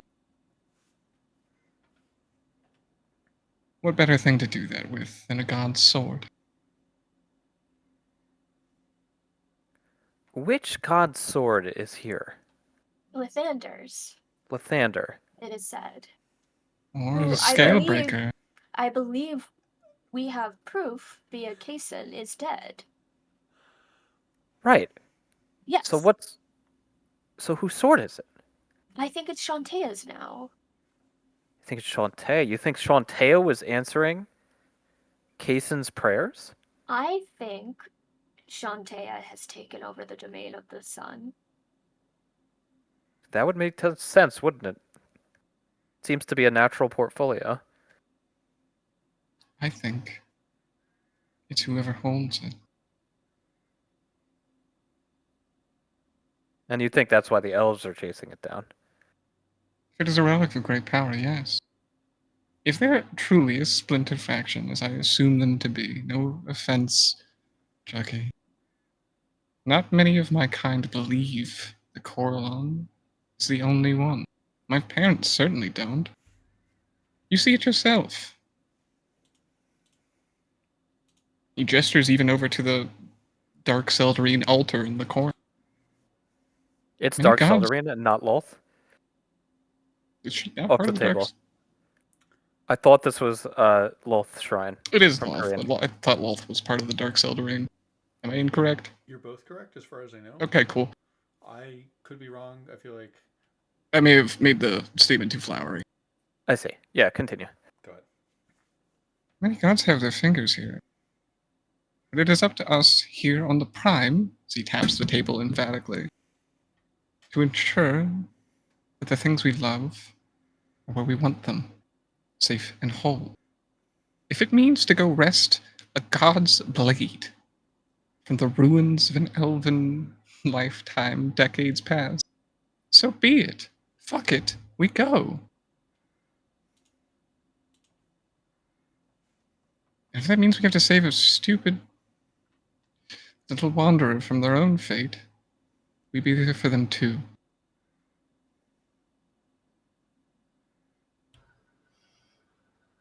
I'm going to go to my lab and prepare the medicine for Laird. If we have to go to Ishrin, fine. But if he dies before I come back, I will kill all of you. Try me. Rain gives you a wink and moves to the front door.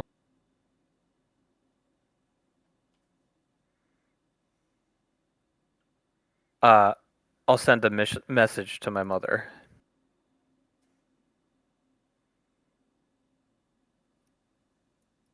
Going to Isherin with Ed and the others. I promise I'll be safe. The town will prosper. I trust you, daughter. Be safe. Ed will keep you safe. I'm sure of that.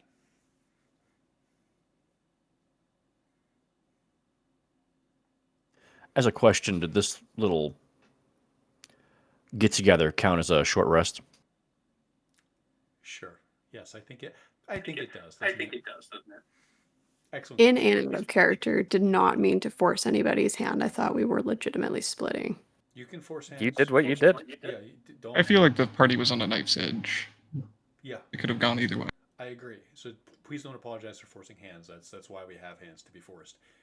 Yes, my that was purely in character, out of character. This is totally fine and fun. Julian would feel like a hypocrite after saying not to split if she split. So Also fair.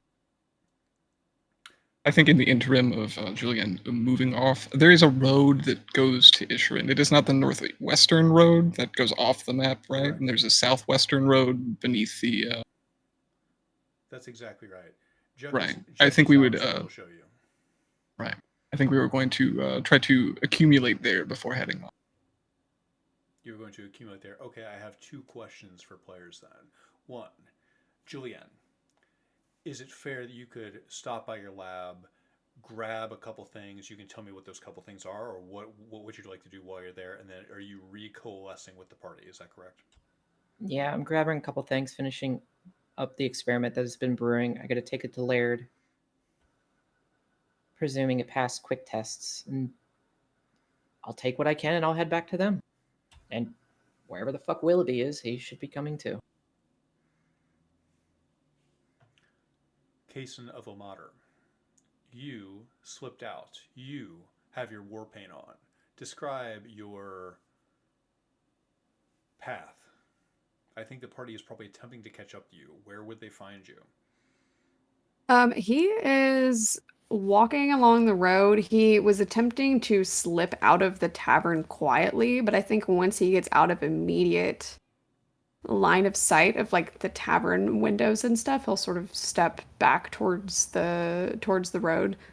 He's not immediately making himself visible to Julianne with the assumption that she might be, going back to her own house before going off to the caves. But he's being moderately sneaky. Guilty sneaky.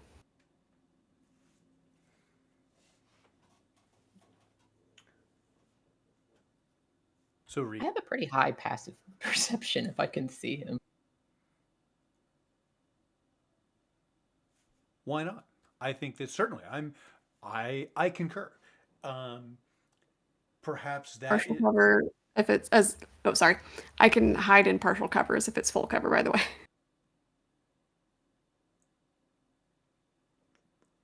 For the purposes of reassembling the party, just so I know like what map we're on and stuff like that, just like for the logistical realities of D&D. The following things occur. Julianne Willistride, you go to your lab and resume your experimentation. You spend some time determining that you are on the cusp of finding what could potentially be a cure for death itself. You feel like the 2 necessary reagents have been confirmed in your mind. 1, the off-white orchid. 2, the pure mineral water. Kaysen of Ilmater. Concurrently, you leave. You spot Julianne first. You see that she is in her lab, and while you are attempting to surreptitiously observe, as one does, you sense that you've been spotted by the rest of your party. By the rest of your party behind you as they are approaching, looking for you, led by Tilda. So Probably perhaps Jucky. Jucky Jucky. knows the Yeah. way. So perhaps Yeah. we give me one moment. Let me set you on a map. Everybody hold. But is this a have I charitably interpreted everybody's request and intention? Yes. Okay, wonderful. I realize I said wonderful, but only Dave responded. Is anyone's heart broken by my interpretation of events? Mm-mm. Okay.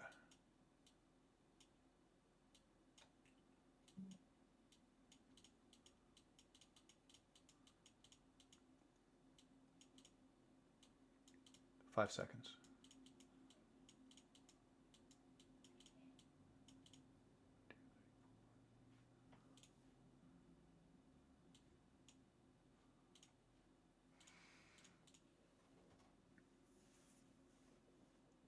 You find yourselves outside Julien's laboratory. I'm gonna race up to Kaysen. I think he processes everything in kind of a weird order. Like he's looking at the back of the line and he sees Jucky and Ed, who he kind of expected, and then he sees everyone else and just looks rather shocked and confused. I'm gonna get up in Kaysen's face. I'm gonna point my finger right in your chest. He's used to this by now. It doesn't phase him Hey. at all. Hey, what the hell? You could have just told us. I said it as nicely as I could. This is not how you treat friends. Look, I'm not going to What the force hell? everyone's. I'm not going to force everyone's hand. We all have. Stop. Different We're things adults. to We can do. make our own decisions. You talk to us. I don't want to hear it other than I'm sorry. I'm sorry. Thank you.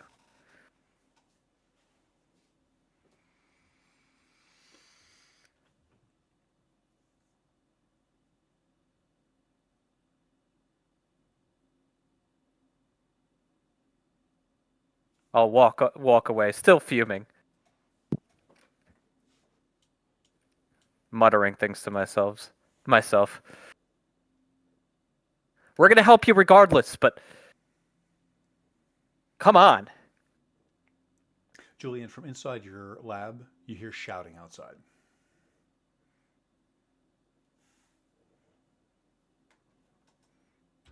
I'll just peek out the window.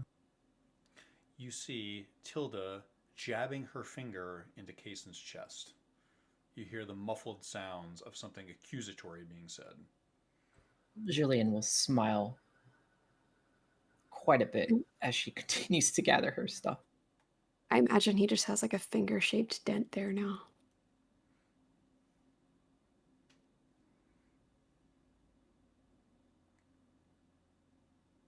Because there's a bit of a quiet contemplativeness out of the aggressive nature of greeting Kaysen again. Rain will try to pull Tilda a bit aside and attempting to be somewhat out of earshot of Ed.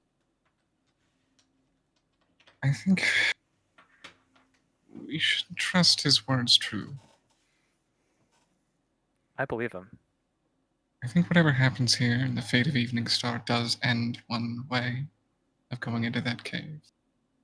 I don't think it's just an aboleth infestation. And even if it is, it's a big one. I think whatever we find there, as he points roughly in the direction that they're headed, might paint a better picture. I hope so. I read up on aboleths. They can brainwash you with a thought, and there's nothing you can do about it.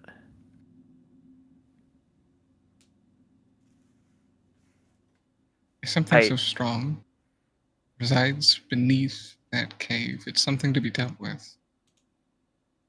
But the way that he's talking about it, as he gestures, his eyes flit to Ed. I think they made a pact. Ed and the aboleth? That would explain his anger. If not him, then whatever he respects down there, yes. Evening Star does not have these harvests. I know, I've never seen one like it. And I've been everybody's here- interested in it. I've been here longer than you in all my times through this place. It's a bit much.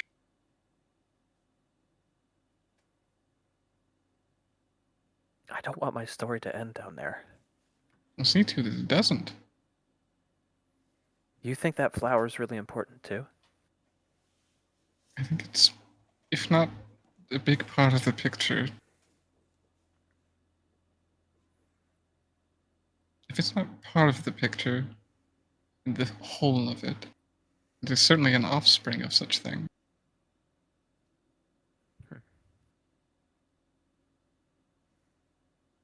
Well, I'm sure it'll be there when we get back.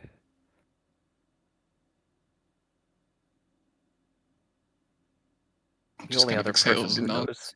The only other person who knows we're keeping an eye on.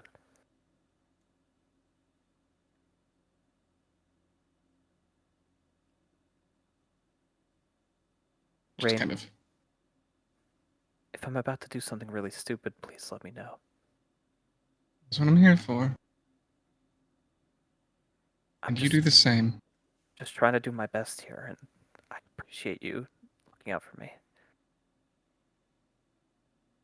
Always. But as I said, do the same for me. Been acting a bit out of turn too. And if he looks down to the bell hanging from his neck at this point.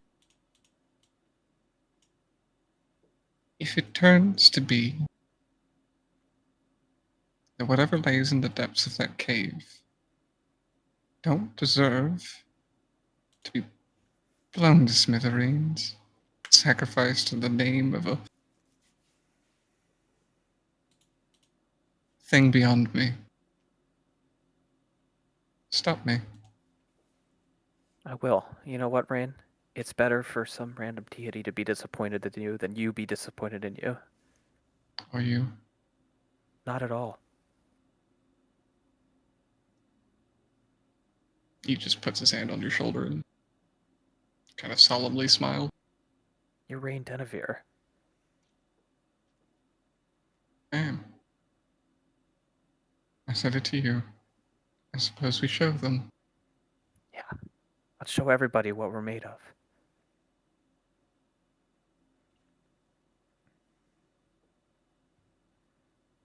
Let's do it.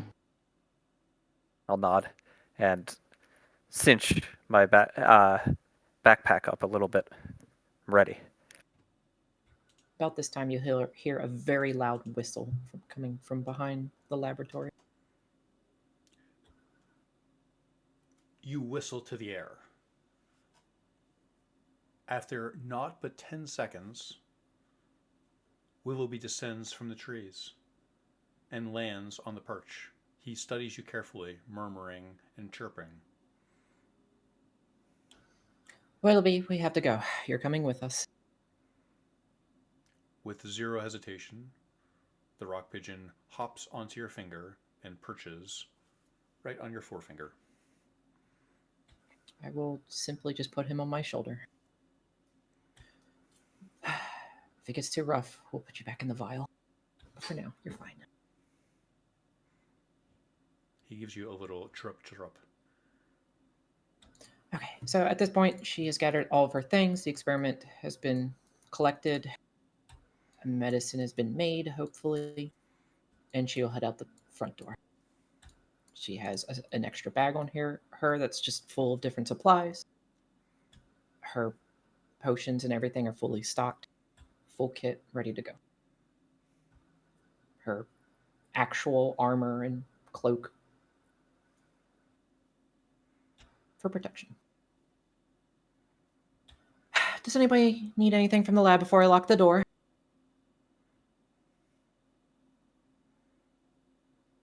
I think we're set. You sure? Not any extra supplies? Water? Snacks? Do you have a compass? Yes? I think we do. You should He bring one. points to Jackie. Okay. I'll laugh. I mean, if you think we will need another compass, I can grab one real fast. I think it's smart. Shucky, let me ask you this. Do you plan to stay with the elves once we're done?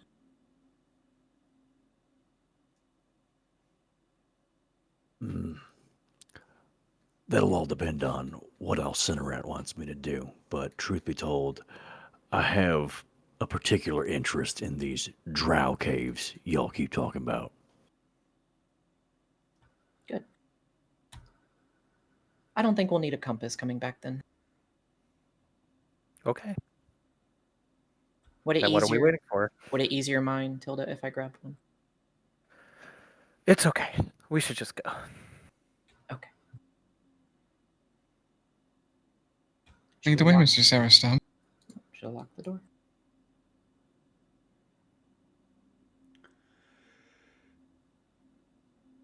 Chucky, have you ever been to Ishrin before? Oh no, certainly not. Chucky has never been far from home. You're gonna be underwhelmed. These days, it's more like a hole in the ground. Maybe. I just realized you said that in character. I totally fucking missed that. Sorry. No worries. I gave you no lead in at all. I just started talking, so understandable. It's little more than a hole in the ground. A ruined temple. I don't think you'll want to stay. Unless you like living in a tent. I've lived in worse. It looks you up and down. I believe that.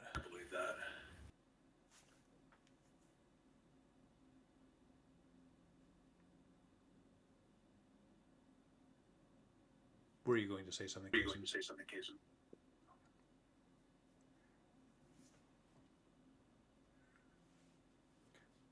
Arsinoe a bit. Solo up there on the road. Something on your mind?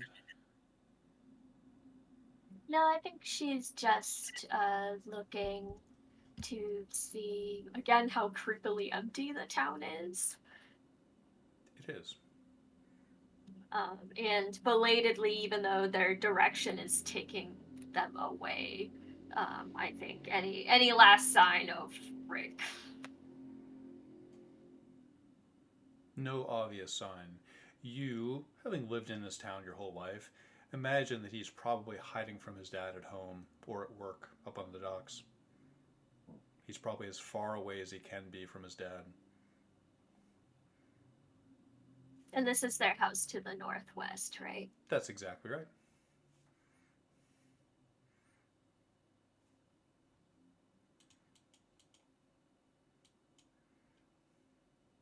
Can she walk up and knock on the door? Of course you can. You walk up and knock on the door. As you knock, it opens slightly as if it's not locked, but no one answers. She'll open and with the audacity of nobility just sort of invite herself in. She'll poke her head in and say, Rick, are you home? What you find is a sagging ceiling. This place looks like it's seen better days. There are a number of different experiments here in the kitchen. It looks like Rick is doing a little, looks like Ed has been doing a little bit of amateur brewing. No sign of Rick. It smells musty in here.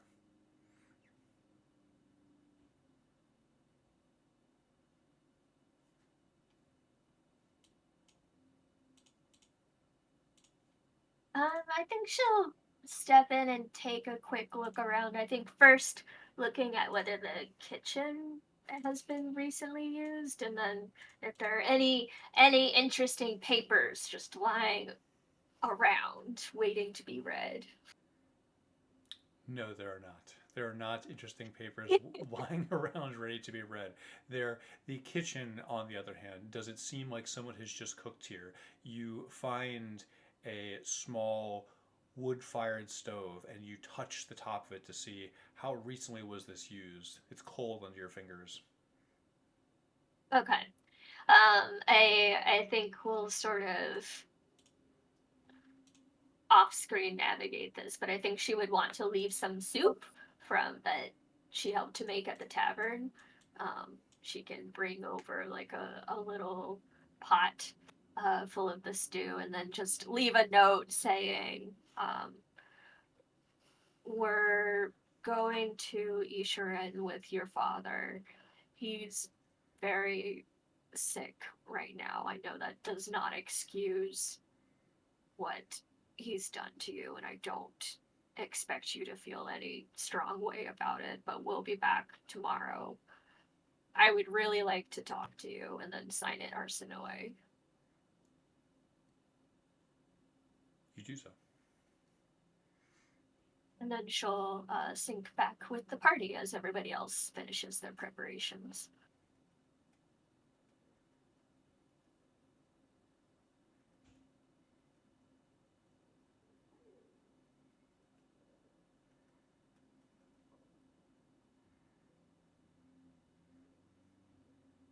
You feel like Ed would be suspicious if he wasn't just staring to the south.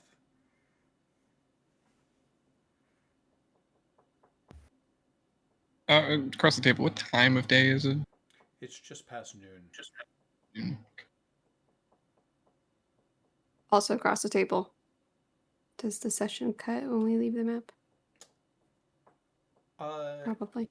It wasn't there. It was planned to um to to not cut, but we can. It's getting kind of late. Do we want to cut it here? I mean, that's fine with me. Yeah, it's getting to be about that time. I'm hearing some. Okay, I'm good either way. I'm getting some mixed Same. signals. Okay. Do we have any am not good? Okay. No, I there's think we no. press on then. Ari, I think that's a very session cognizant question, so I appreciate you approaching it that way. But no, we're good.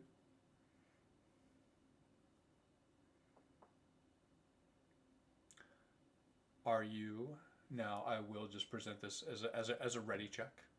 Are you taking the road west and then southwest to the ruins of Ishirin? Okay.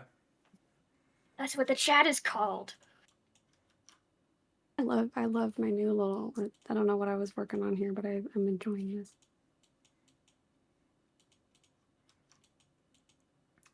One moment. New map. New map.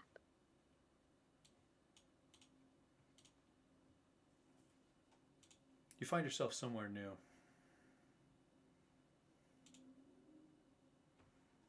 The trees here seem taller than the ones around them, and the path up toward the ruins ends in spikes facing outward.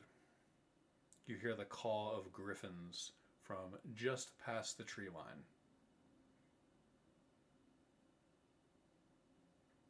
Oh, should we wait for Dave? Can we take a fiver? How about that? Let's take a fiver. Sounds great.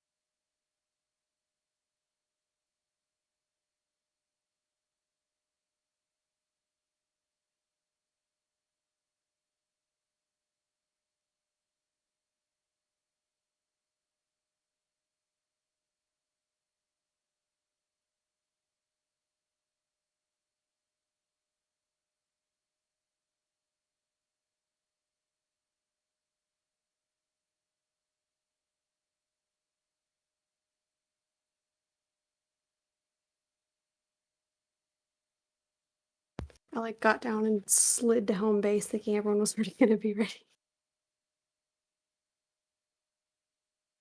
Sorry, to what? I ran into the room and just like slid to home base thinking everyone was already gonna be here.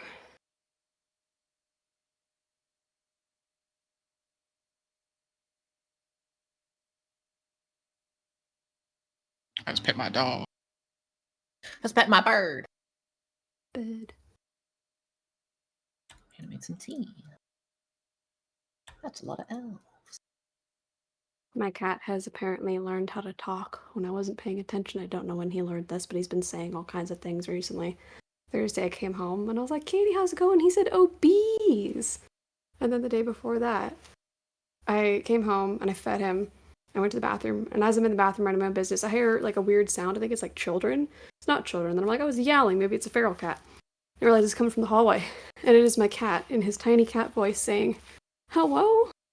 Where are you? Oh no. And I'm like, when did you learn this? Very strange to hear your cat go, where are you? Also, me thinking that the ruins of Ishran were like 3 days out somehow in the back of my head. They're only Yeah. 2 miles away, actually. Oh, Really? I thought it was way further. can't Oh, No, really?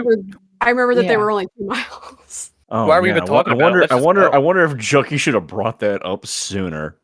You know, it's There's like a number of you could things see Chucky could it. have brought up. Yeah, right. Like we were in the tower last night. You guys saw it. Across the table, because there was the opportunity, and Chucky did not mention that he saw a fucking Lathandrite who introduced himself as Solarin. If I see Solarin and he indicates in any way, like, hey, I know that guy, Chucky's getting strangled. Jucky. I don't think Jucky knew his name. In fact, he thought he was just some crazy elf that he met. I think I saw the. Let me see. I have evidence. Chucky's not I a big don't- words guy. Yeah, I don't remember this being like, and he was very dismissive of this guy. Like, I guarantee you, he forgot everything about him 5 minutes after he was out of vision. Not an This elf, is- doesn't matter.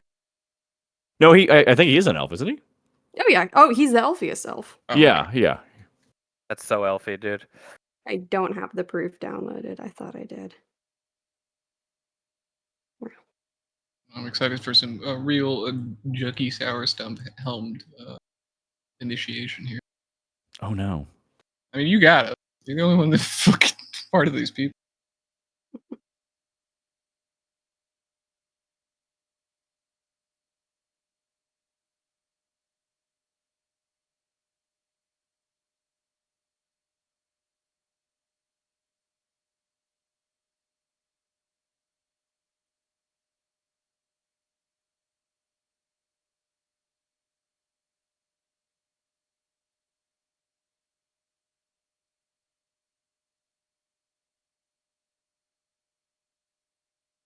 So I didn't know what a Sabriel is, but yeah.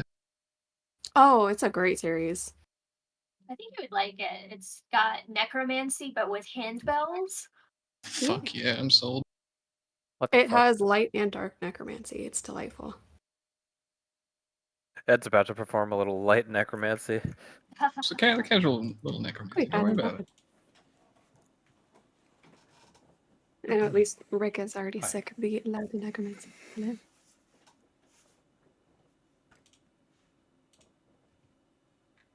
We didn't think we were going to be here already. Just across the table, some of us thought it was way farther out than 2 miles.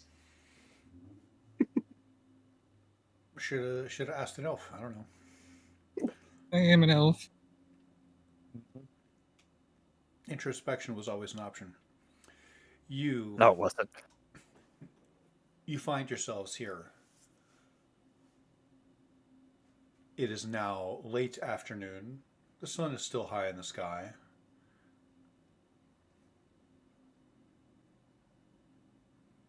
You can hear the sounds of griffins clawing and calling on the other side of the tree line. You see the silhouettes of perhaps a dozen green armor clad figures at the top of the hill.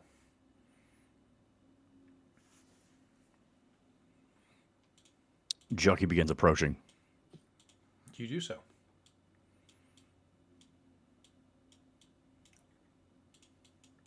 These fortifications obviously new. Yes. But I'm curious, like, do they seem like hours old or days old? Like, was there an advance scouting force that like got here and built this stuff, or Excellent question. Less than a day old. Probably got it? under 24 hours. You can still smell like the sap from like freshly cut fir. It smells like fresh pine, as if these were very recently cut into shape. And the green flag flying here, is it just a plain green flag or is there livery on it? There is a livery on it. There is here. Let me imitate it for you. There is a single brush stroke on it that goes like.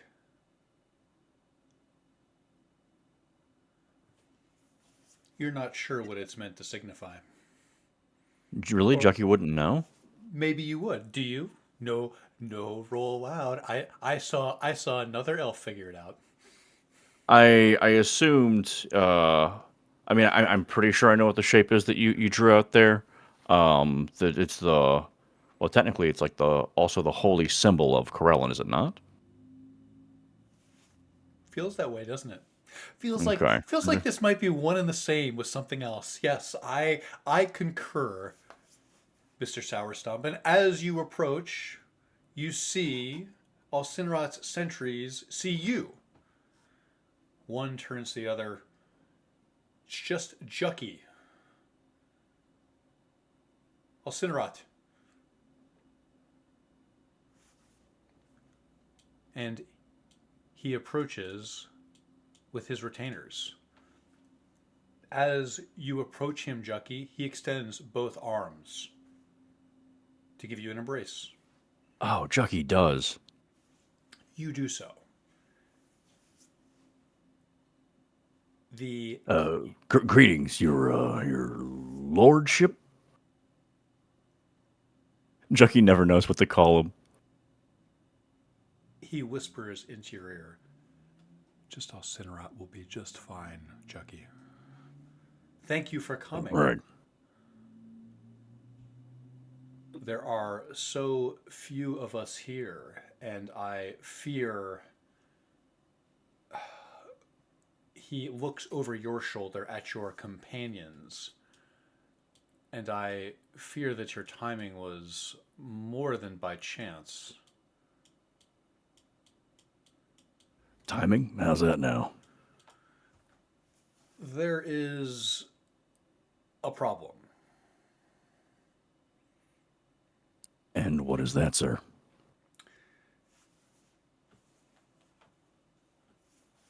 As the lot of you approach, Kaysen, you realize that Erlen spots you instantly. Alcinrat continues to you, Jucky. I fear that our first steps inside of this holy temple are violent in nature. There is fighting down below, inside the temple to Corellin. Fighting between who? The sounds of battle, I don't know.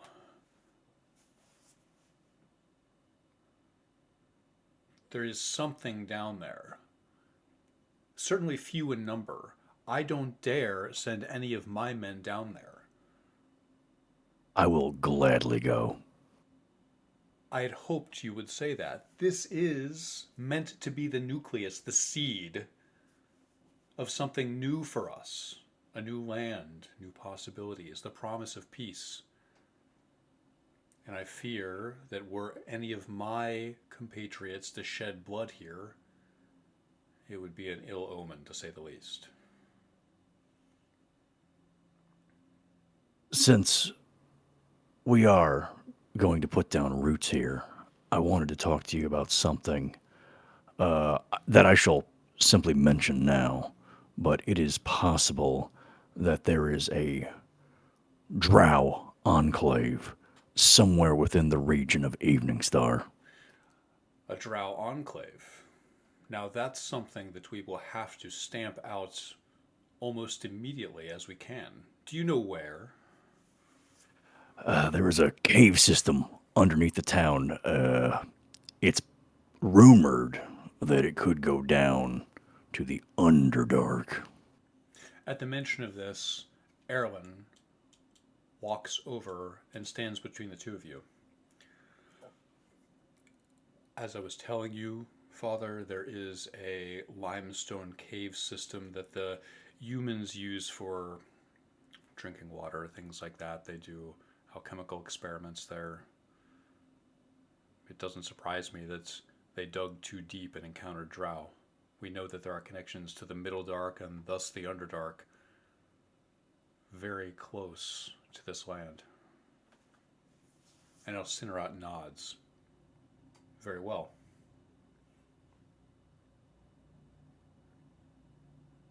Once this is all, once our roots are well established here, I look forward to investigating this drow presence and making sure that they do not see any of our sunlight.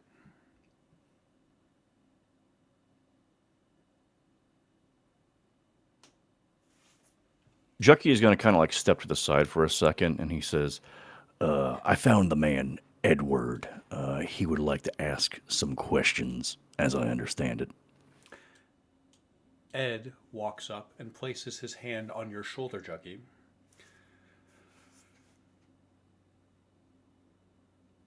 That's right.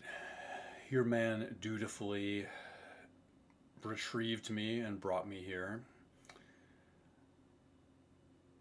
Now there's something you need too, isn't that right? There's something down below that you won't send any elves down to look at. And Elcinerat nods. But you could send us. And you wouldn't mind if I took something with me when I left. Just something small and sentimental, Elcinerat. Something that means a lot to me, but wouldn't mean a thing to you. I don't suppose I have much choice if I'm relying on your help.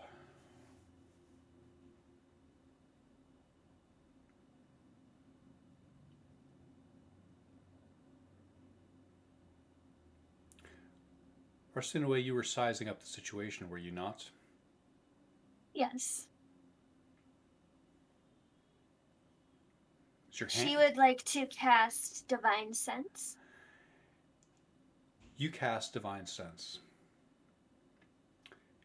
You sense a great evil emanating from Erlen Thana.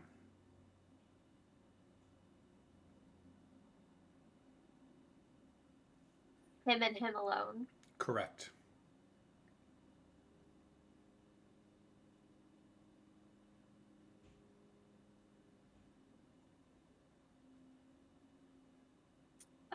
She'll walk up to him. You do so. He's wearing fresh armor. He sizes you up. You realize he's just barely taller than you.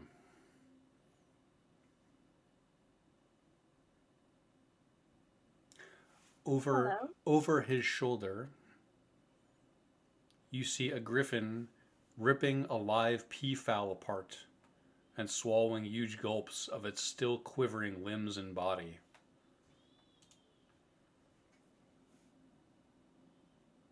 He smiles a bit at you.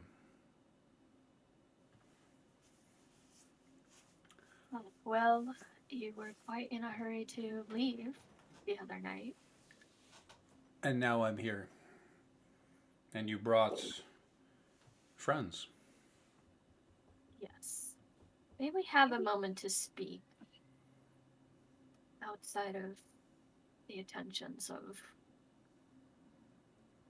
your people?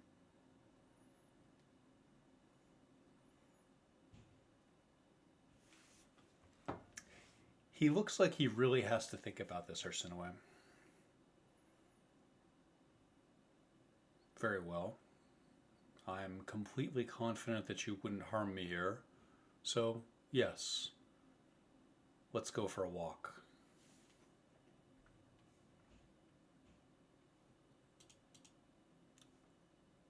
I will follow you.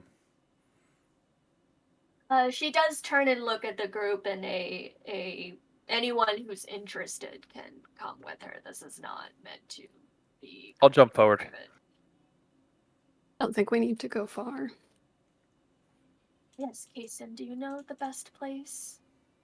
It's hard to see through these trees. No. I don't know this area, but Noe, make a wisdom saving throw, please. I can't. He hasn't learned.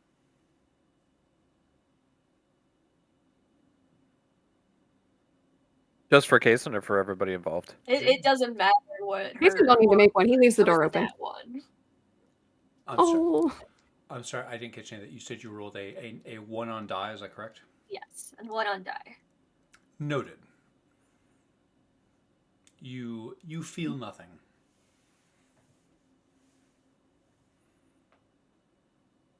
When Erlen sees you, Kason, he can't suppress a little smirk.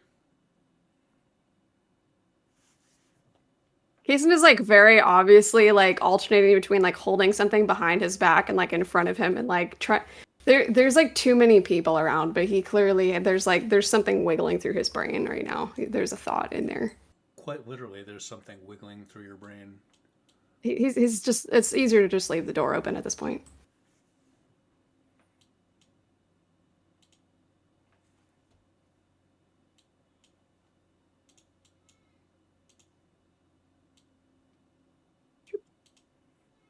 Oh, it's so dark back here. You find a shady spot. Was Tilda coming as well? Yep. Sorry, let me move my self. Oh, now that it's fresh in my mind. Rain, sorry I had my finger from you earlier. I thought you might be a vampire hunter. I thought I might have been turned, so I was like just waiting to see how that turned out. So, sorry about that. Sorry, that was directed towards Ray. Yes. But hey, water under the bridge. You feel the bubbling of a retort coming out of Rain as he recognizes the situation is much more important at hand. As it quells in him, he looks towards Erlen. As he does so, it's only been a couple of days, I think, since he's fallen from the Griffin. Correct. And he's woken him up in the Lonesome Tankard.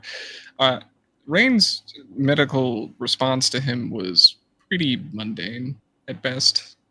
How is he looking? Does he look magically healed at this point, or is he still wearing fresh wounds? He gleams with arrogant power. Yeah, that tracks. Ed looks between you, Jucky, and you, Julianne. Do your companions ever tire of scheming? I don't think so. I mean, their youth obviously keeps them moving forward quite a bit. Checking in on the youthful foolishness, what are you doing in your shady glade down here? Noe has her hands folded in front of her, looking very polite and yet distantly regal. And she says, I do not know what matter of import this may be to you. I do not know if this will be important to you at all, but Des is dead. Liar. No offense, whoever you are, but I don't think you possess the capability to kill an archvampire. So he's the one who turned you. Was he the one who knocked you off your griffin? He looks between your various questions. Such curious minds. What are you really doing here? A number of things.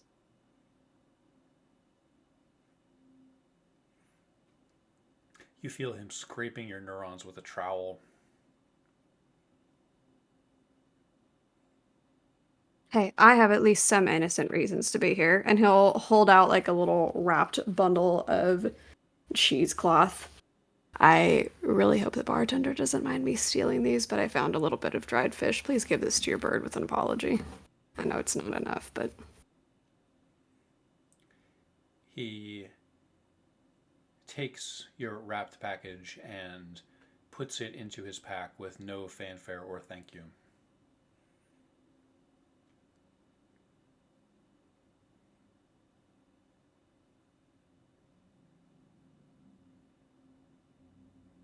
What was your role in Dez's plans for this region?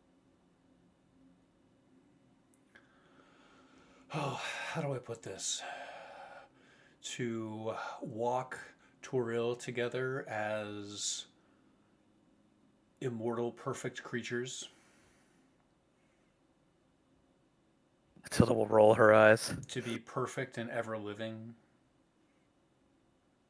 And your father knew that that would come at his expense? My father doesn't know much of anything. He's too old to know much of anything. He thinks that with a couple dozen people, he's going to start a country here. Something to that extent. It is my impression from being up on the wing that those loyal to the Seldrine will be here momentarily to crush those dreams.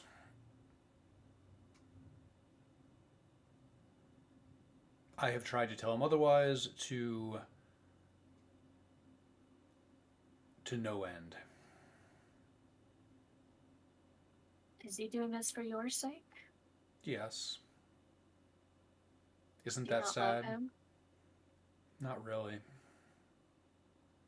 I love life a lot more, and yes, I'm going to have one that lasts forever and ever.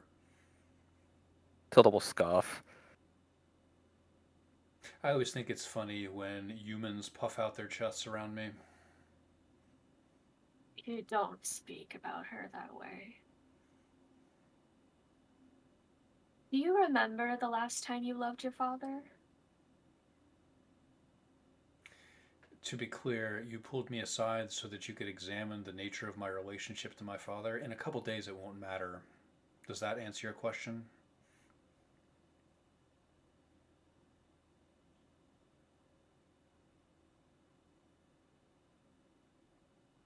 This one knows. Hey, Rain, what do you think happens when the might of Myth Dranor shows up here? You and your family should be stamped out from this land. My family perhaps, but not me. And why don't you flee? I fully Thousands plan on march for your life. And yet you're still here, under your father's shadow. You speak of these humans so derisively, yet I doubt you've spent much time with them. We live so long already, and yet you willingly went into a place so much longer. And what do we do in that time? Not enough. These humans, so fleeting, burn bright and get much done. To answer your previous question of why we're here, is to get much done in such little time. So flee from thousands marching on your lifeline, your country, a seed not yet bearing.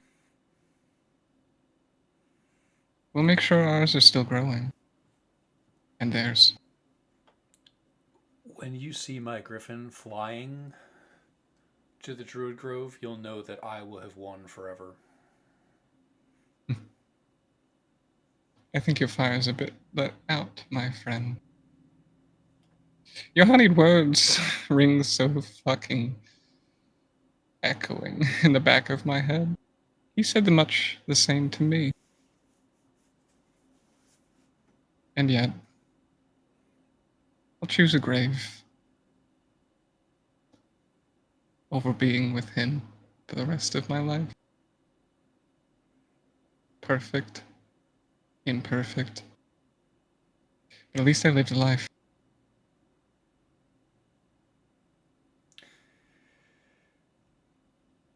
He sighs.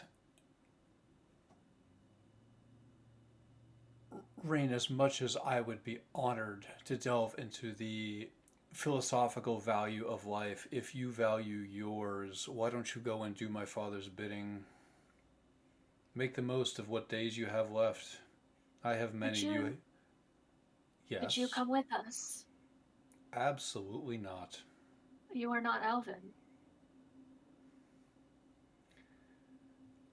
I don't know how to put this in another way, but I'm not foolish enough to follow you out of here. If you strike me here, there will be 24 arrows in your skull before you get a chance to leave. I don't think I'm going to give up that kind. You can read my mind, can't you? I know that if does turn to you, you have this ability. You hear him answer in your head, yes, yes, yes. Then you can hear that I do not have any intent to harm you outside of your father's eyesight. I don't know what secrets you have buried deep inside of you. What is your question? What are we doing here exactly? You want me to follow you down into Isherin, is that correct? Yes, if you are going to be the next leader of your people, if you are your father's next of kin, shouldn't you have some skin in the game? Absolutely not. I don't know how to put this, but my found family, my coterie is my true family now. I killed them. Seems unlikely. Seems outside of your possibilities. You killed them? I don't think so. The shock would have been felt throughout the land. I feel nothing. Oh, was Kiwi one of yours? God, he's rude. Yes. He's one of my friends. They do look downright polite, by comparison. I'm not here to make friends, Kason of... What is it these days? No matter.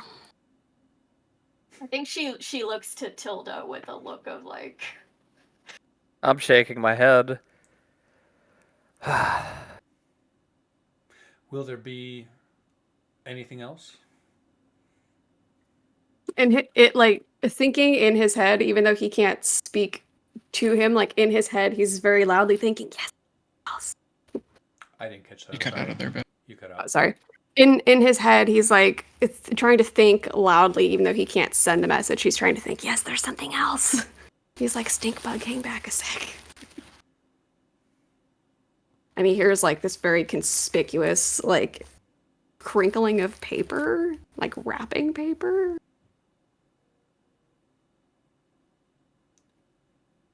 He looks like he's growing impatient. no, hey. As Rain is already turning as if to move back to the front of the camp. I think what runs concurrently within your veins and his takes from some people. I don't think there was much to take from him. As we're like huddled talking, I'll kind of like sneakily underhand throw a little, like very crappy little bundle behind me. Like it's very clearly like this paper has been used several times. And it's just like a little lump. It weighs pretty much nothing. And there's a little scrap of like kind of greasy, like smudged leather on it that says, "To Stinkbug from your least favorite idiot. Don't lose faith." And there's something in it. And he tries to keep walking as though nothing's just happened. You do so. You do not see what Erlen does or doesn't do with this. You are not sure what he makes of it or how he'll process it. But you hear one parting thing to you, Kason. If only our paths had intersected differently. If only. If only. To Rain, I think Noe says as a follow-up, yes, I will never have known him deeply enough to know how the turning changed him. I just, looking at him next to Ed, I wonder again how much of his words are just Shar's. He nods to you.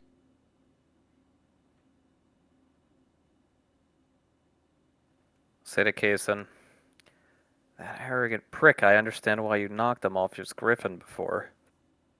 I think sometimes what people need is to just be knocked off a griffin or given a good shake. Clearly it hasn't Or a impacted little him at all. His hubris is unbelievable. Well, I gave him a silly little gift. We'll see how it goes. You have a crush on him? Ugh, gods no. Okay, good. Whew. I know I tend to gravitate towards disagreeable, difficult people, but Erlen, no, not quite. Do you? Frenemies. Frenemies is what I would call Erlen. Yes, my dearly beloved.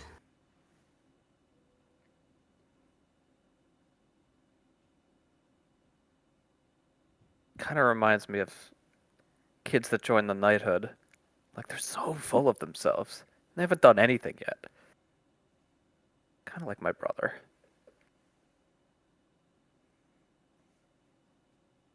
But There's I get much it. life left to live for us mortals and for us immortals. But then again, we always feel like there's more time than there is, don't we? You're an elf. You have way more time than me. I could piss off a god and they could strike me dead right here. Then don't do that. I'm just saying, we all think we have time with the people we care about until we don't. We're back with the group. You are back. As Go ahead. just as a question, as Jackie and Elsinarod were having their conversation, I imagine it was a bit boisterous enough for us to glean, at the very least, there was combat down there, correct? Yes, for sure. Or, I mean, actually, I know Chucky wasn't exactly using hushed tones anyways. This is no secret. This is nothing that Elsinard is trying to keep from you. He, as you walk back over, he is assenting to Ed's request. He says, "Certainly, Edward, should you seek to take something of sentimental value, I see no problem with that. If you're able to solve this problem for us, determine exactly the manner of the fighting down below, and cull whatever violence is occurring." If I may intercede, You may. are your men down there now, or is it two separate new parties? None of my You said that. Go ahead. Go ahead. None of my men have been down below. I will not let any of them shed blood here in this sacred place. This is not an appropriate place for us to be violent, and I would prefer that you find some type of non-violent solution here. Please do not stain this ground with anyone's blood. But if you must, I trust. Look, I'll try my best, but I have a question. Do you have my trunk here? Because Chucky would have had a trunk for carrying some extra things that he would need. We do. It's with the supply carts. He points down past the group to your south. So Chucky heads down that way, and when he comes back, so the bolts that he has, like I said, they're big metallic slugs. They're quite heavy. He can only carry so many of them at a time. But when he comes back, he has like a double bandolier of these metallic slugs with him. You feel duly equipped. You look extremely armed. We might have an idea who one of the parties is. The Flaming Fist gave us some information, if it can be trusted. They said a group of wayward Lathandrites were headed west and causing trouble for their men. Far be it from me to question the motives of the Fist, but I have always found them to be. I mean, no offense to any present, but misguided at best. I have heard nothing of Lathandrites, or Lathander in general, for many years. Silent, isn't he? Gone Rather from silent. this world. I mean, not to open any wounds. I wish I could say I claim no knowledge or connection to any of them, but that remains to be seen. And he's still wearing the two pauldrons. The one Lathander, one Ilmater. Elsinrod tilts his head as if he's curious as to how that's going to play out. Who is this a temple to?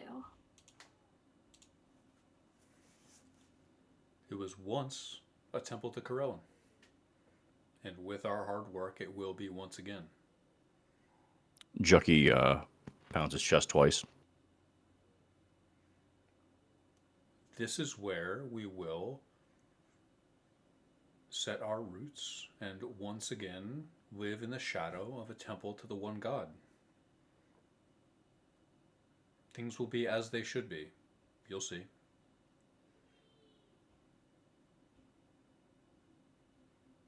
Our faith will be rewarded.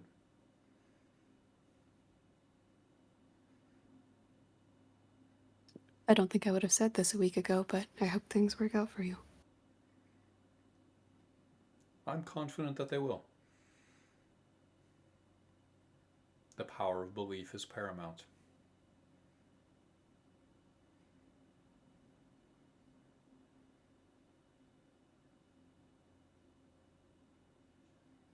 Having had my belief fail me before, I find that family and found family are more important, but to each their own.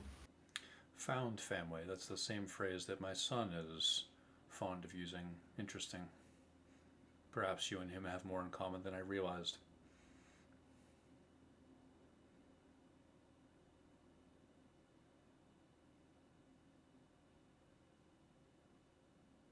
Jucky turns to Ed and he says, "You were in a hurry, weren't you?" And he starts moving towards the temple. Let's go. Did he bring the box or just the contents of the box? You're asking if he just came back with a bandolier. That was it. Just spitballing potential future vessels for bones here. There's a lot of crates and things around the camp.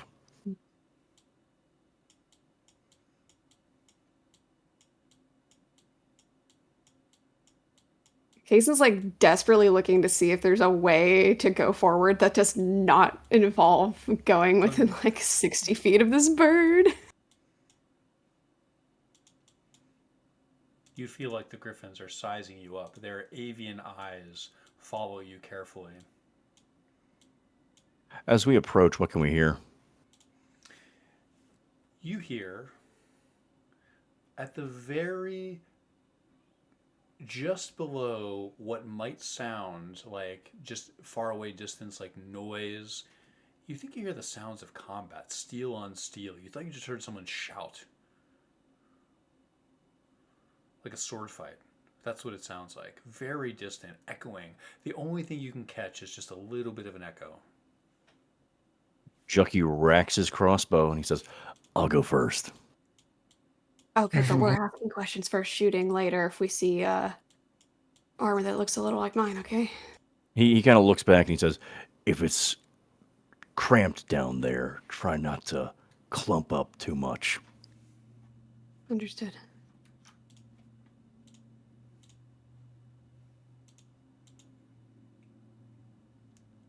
One moment.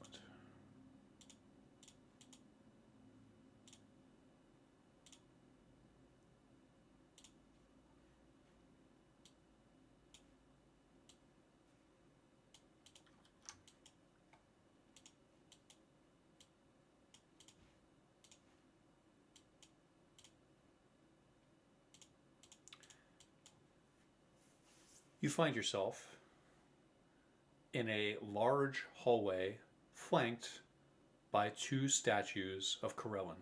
Each is 25 feet tall. This cavern must be massive. The tile work under your feet is still in good condition. Go ahead. Are the statues identical? They are not. They are both of Corellin, but one is posed with his hand overhead, as if he is perhaps dancing, and the other he is holding a longbow. Is there anything, inscriptions, anything like that on the statues? There is. In Elven, at the base of each statue is a different prayer to Corellin. Jucky recites the prayer. You do so. A few hours ago, when you were at the top of the Druid Grove, you had this sensation that something had just been cracked open. And here, once again, that feeling overwhelms you. Like there's some font of power down here, Jucky. Something here that should be.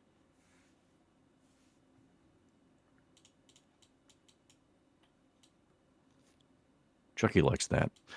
And he will continue to take point.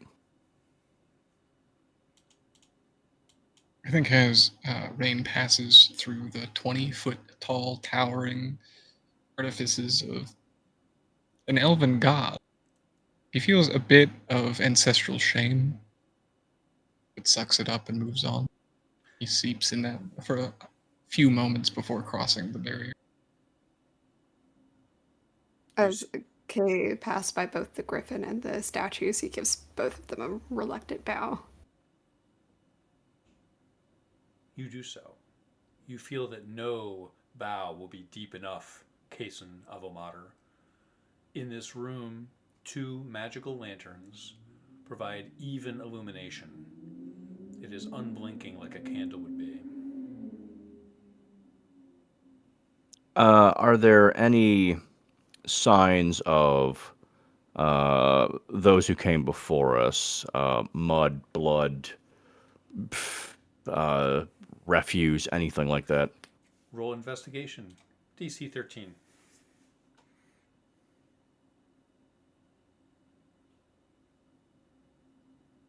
It's a 3. You see too many footprints to inventory. Are voices up ahead still indistinguishable from one another? You haven't heard anything since you've been down here. You hear nothing but the wind gently howling up top, and down here it's rather still. If this was a pitched battle, you think you would have heard something by now, right? Are Ed and Tilda hanging back, or just tokens yet to move? Ed is studying his surroundings.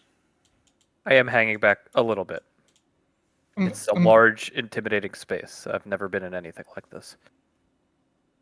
Jucky's forward kind of definitively and aggressively. Does anyone try to slow that pace? Suggest something slower? A bit, Jackie. I want to test something. As they've been in this antechamber and the silence meets them and not the twangs of battle, very quickly Rain marches back up the staircase to the top where the ruins were and tries to decipher if this was something of a magical glamour. You walk back up top to see, is this a magical glamour? Is this some type of effect And as you sit there with your ears tilted just to hear anything, you hear silence, silence, silence, and then you hear something that everyone down below hears even louder. You hear the sound of a sword striking another sword, and then someone shouting in pain. At that point, Rain rushes back down, Yeah, Jucky quickens his pace as well. and seeing the momentum of the party assumes it was not a glamour all along. You run. These steps are steep, and you can't see the next landing. As you pass through here, one moment, Yeah, he's trying to take them two at a time. you see another landing, similar to the last, but no statues this time. Here you can see that roots have started to break the stone on the western wall. From down below, you hear someone yell, "No, no!" As Jucky clears this landing, does he see anything? Stairs leading downward. Stairs leading downward? Correct. But just like the last stairs led downward. You started on a landing, you took stairs down. You're now at another landing, and you see more stairs down. Oh. Okay, so the stairs we just I thought we ascended those, so we went even further down. Yes, you are Got going you. down the whole. Yes, I apologize if I misdescribed that.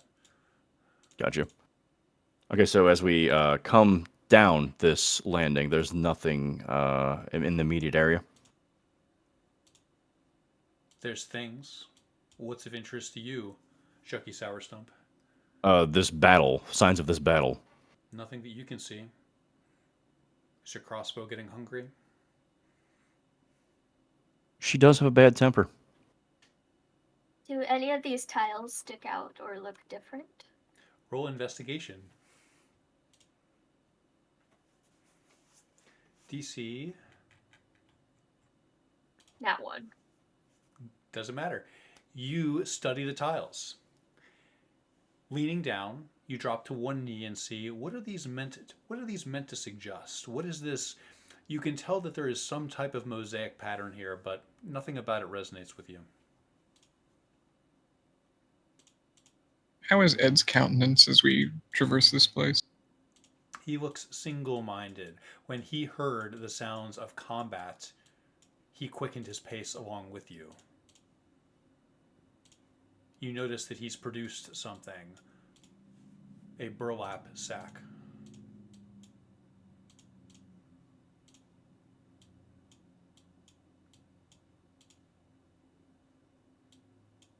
Did he know her? You hear the sound below of someone gurgling. Say again, Kaysen? Despite the pace, he tries to just get out one seemingly random timing question. Did he know her? Directed at Ed. What? Who? What are you talking about? Did Rick know her? No. Not really.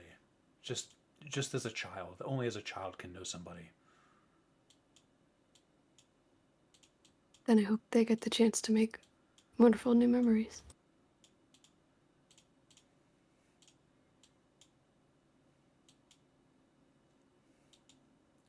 Soaking in the fact that we're in the decayed remnants of an elven god's temple, even in the hurried state that we find ourselves going down, he turns back to Noah and Tilda. Why are her bones here? And continues on.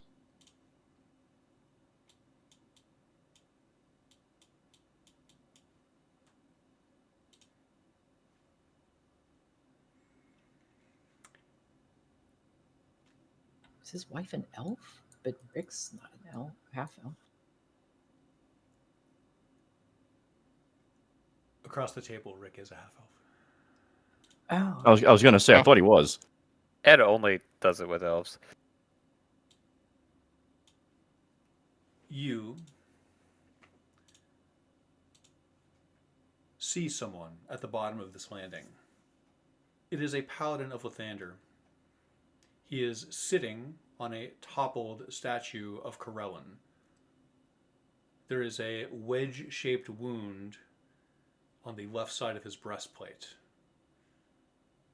He looks mortally wounded, but he stands up, steadying himself with his sword as you approach. When he sees you, Kaysen, his eyes go soft, and we cut the session.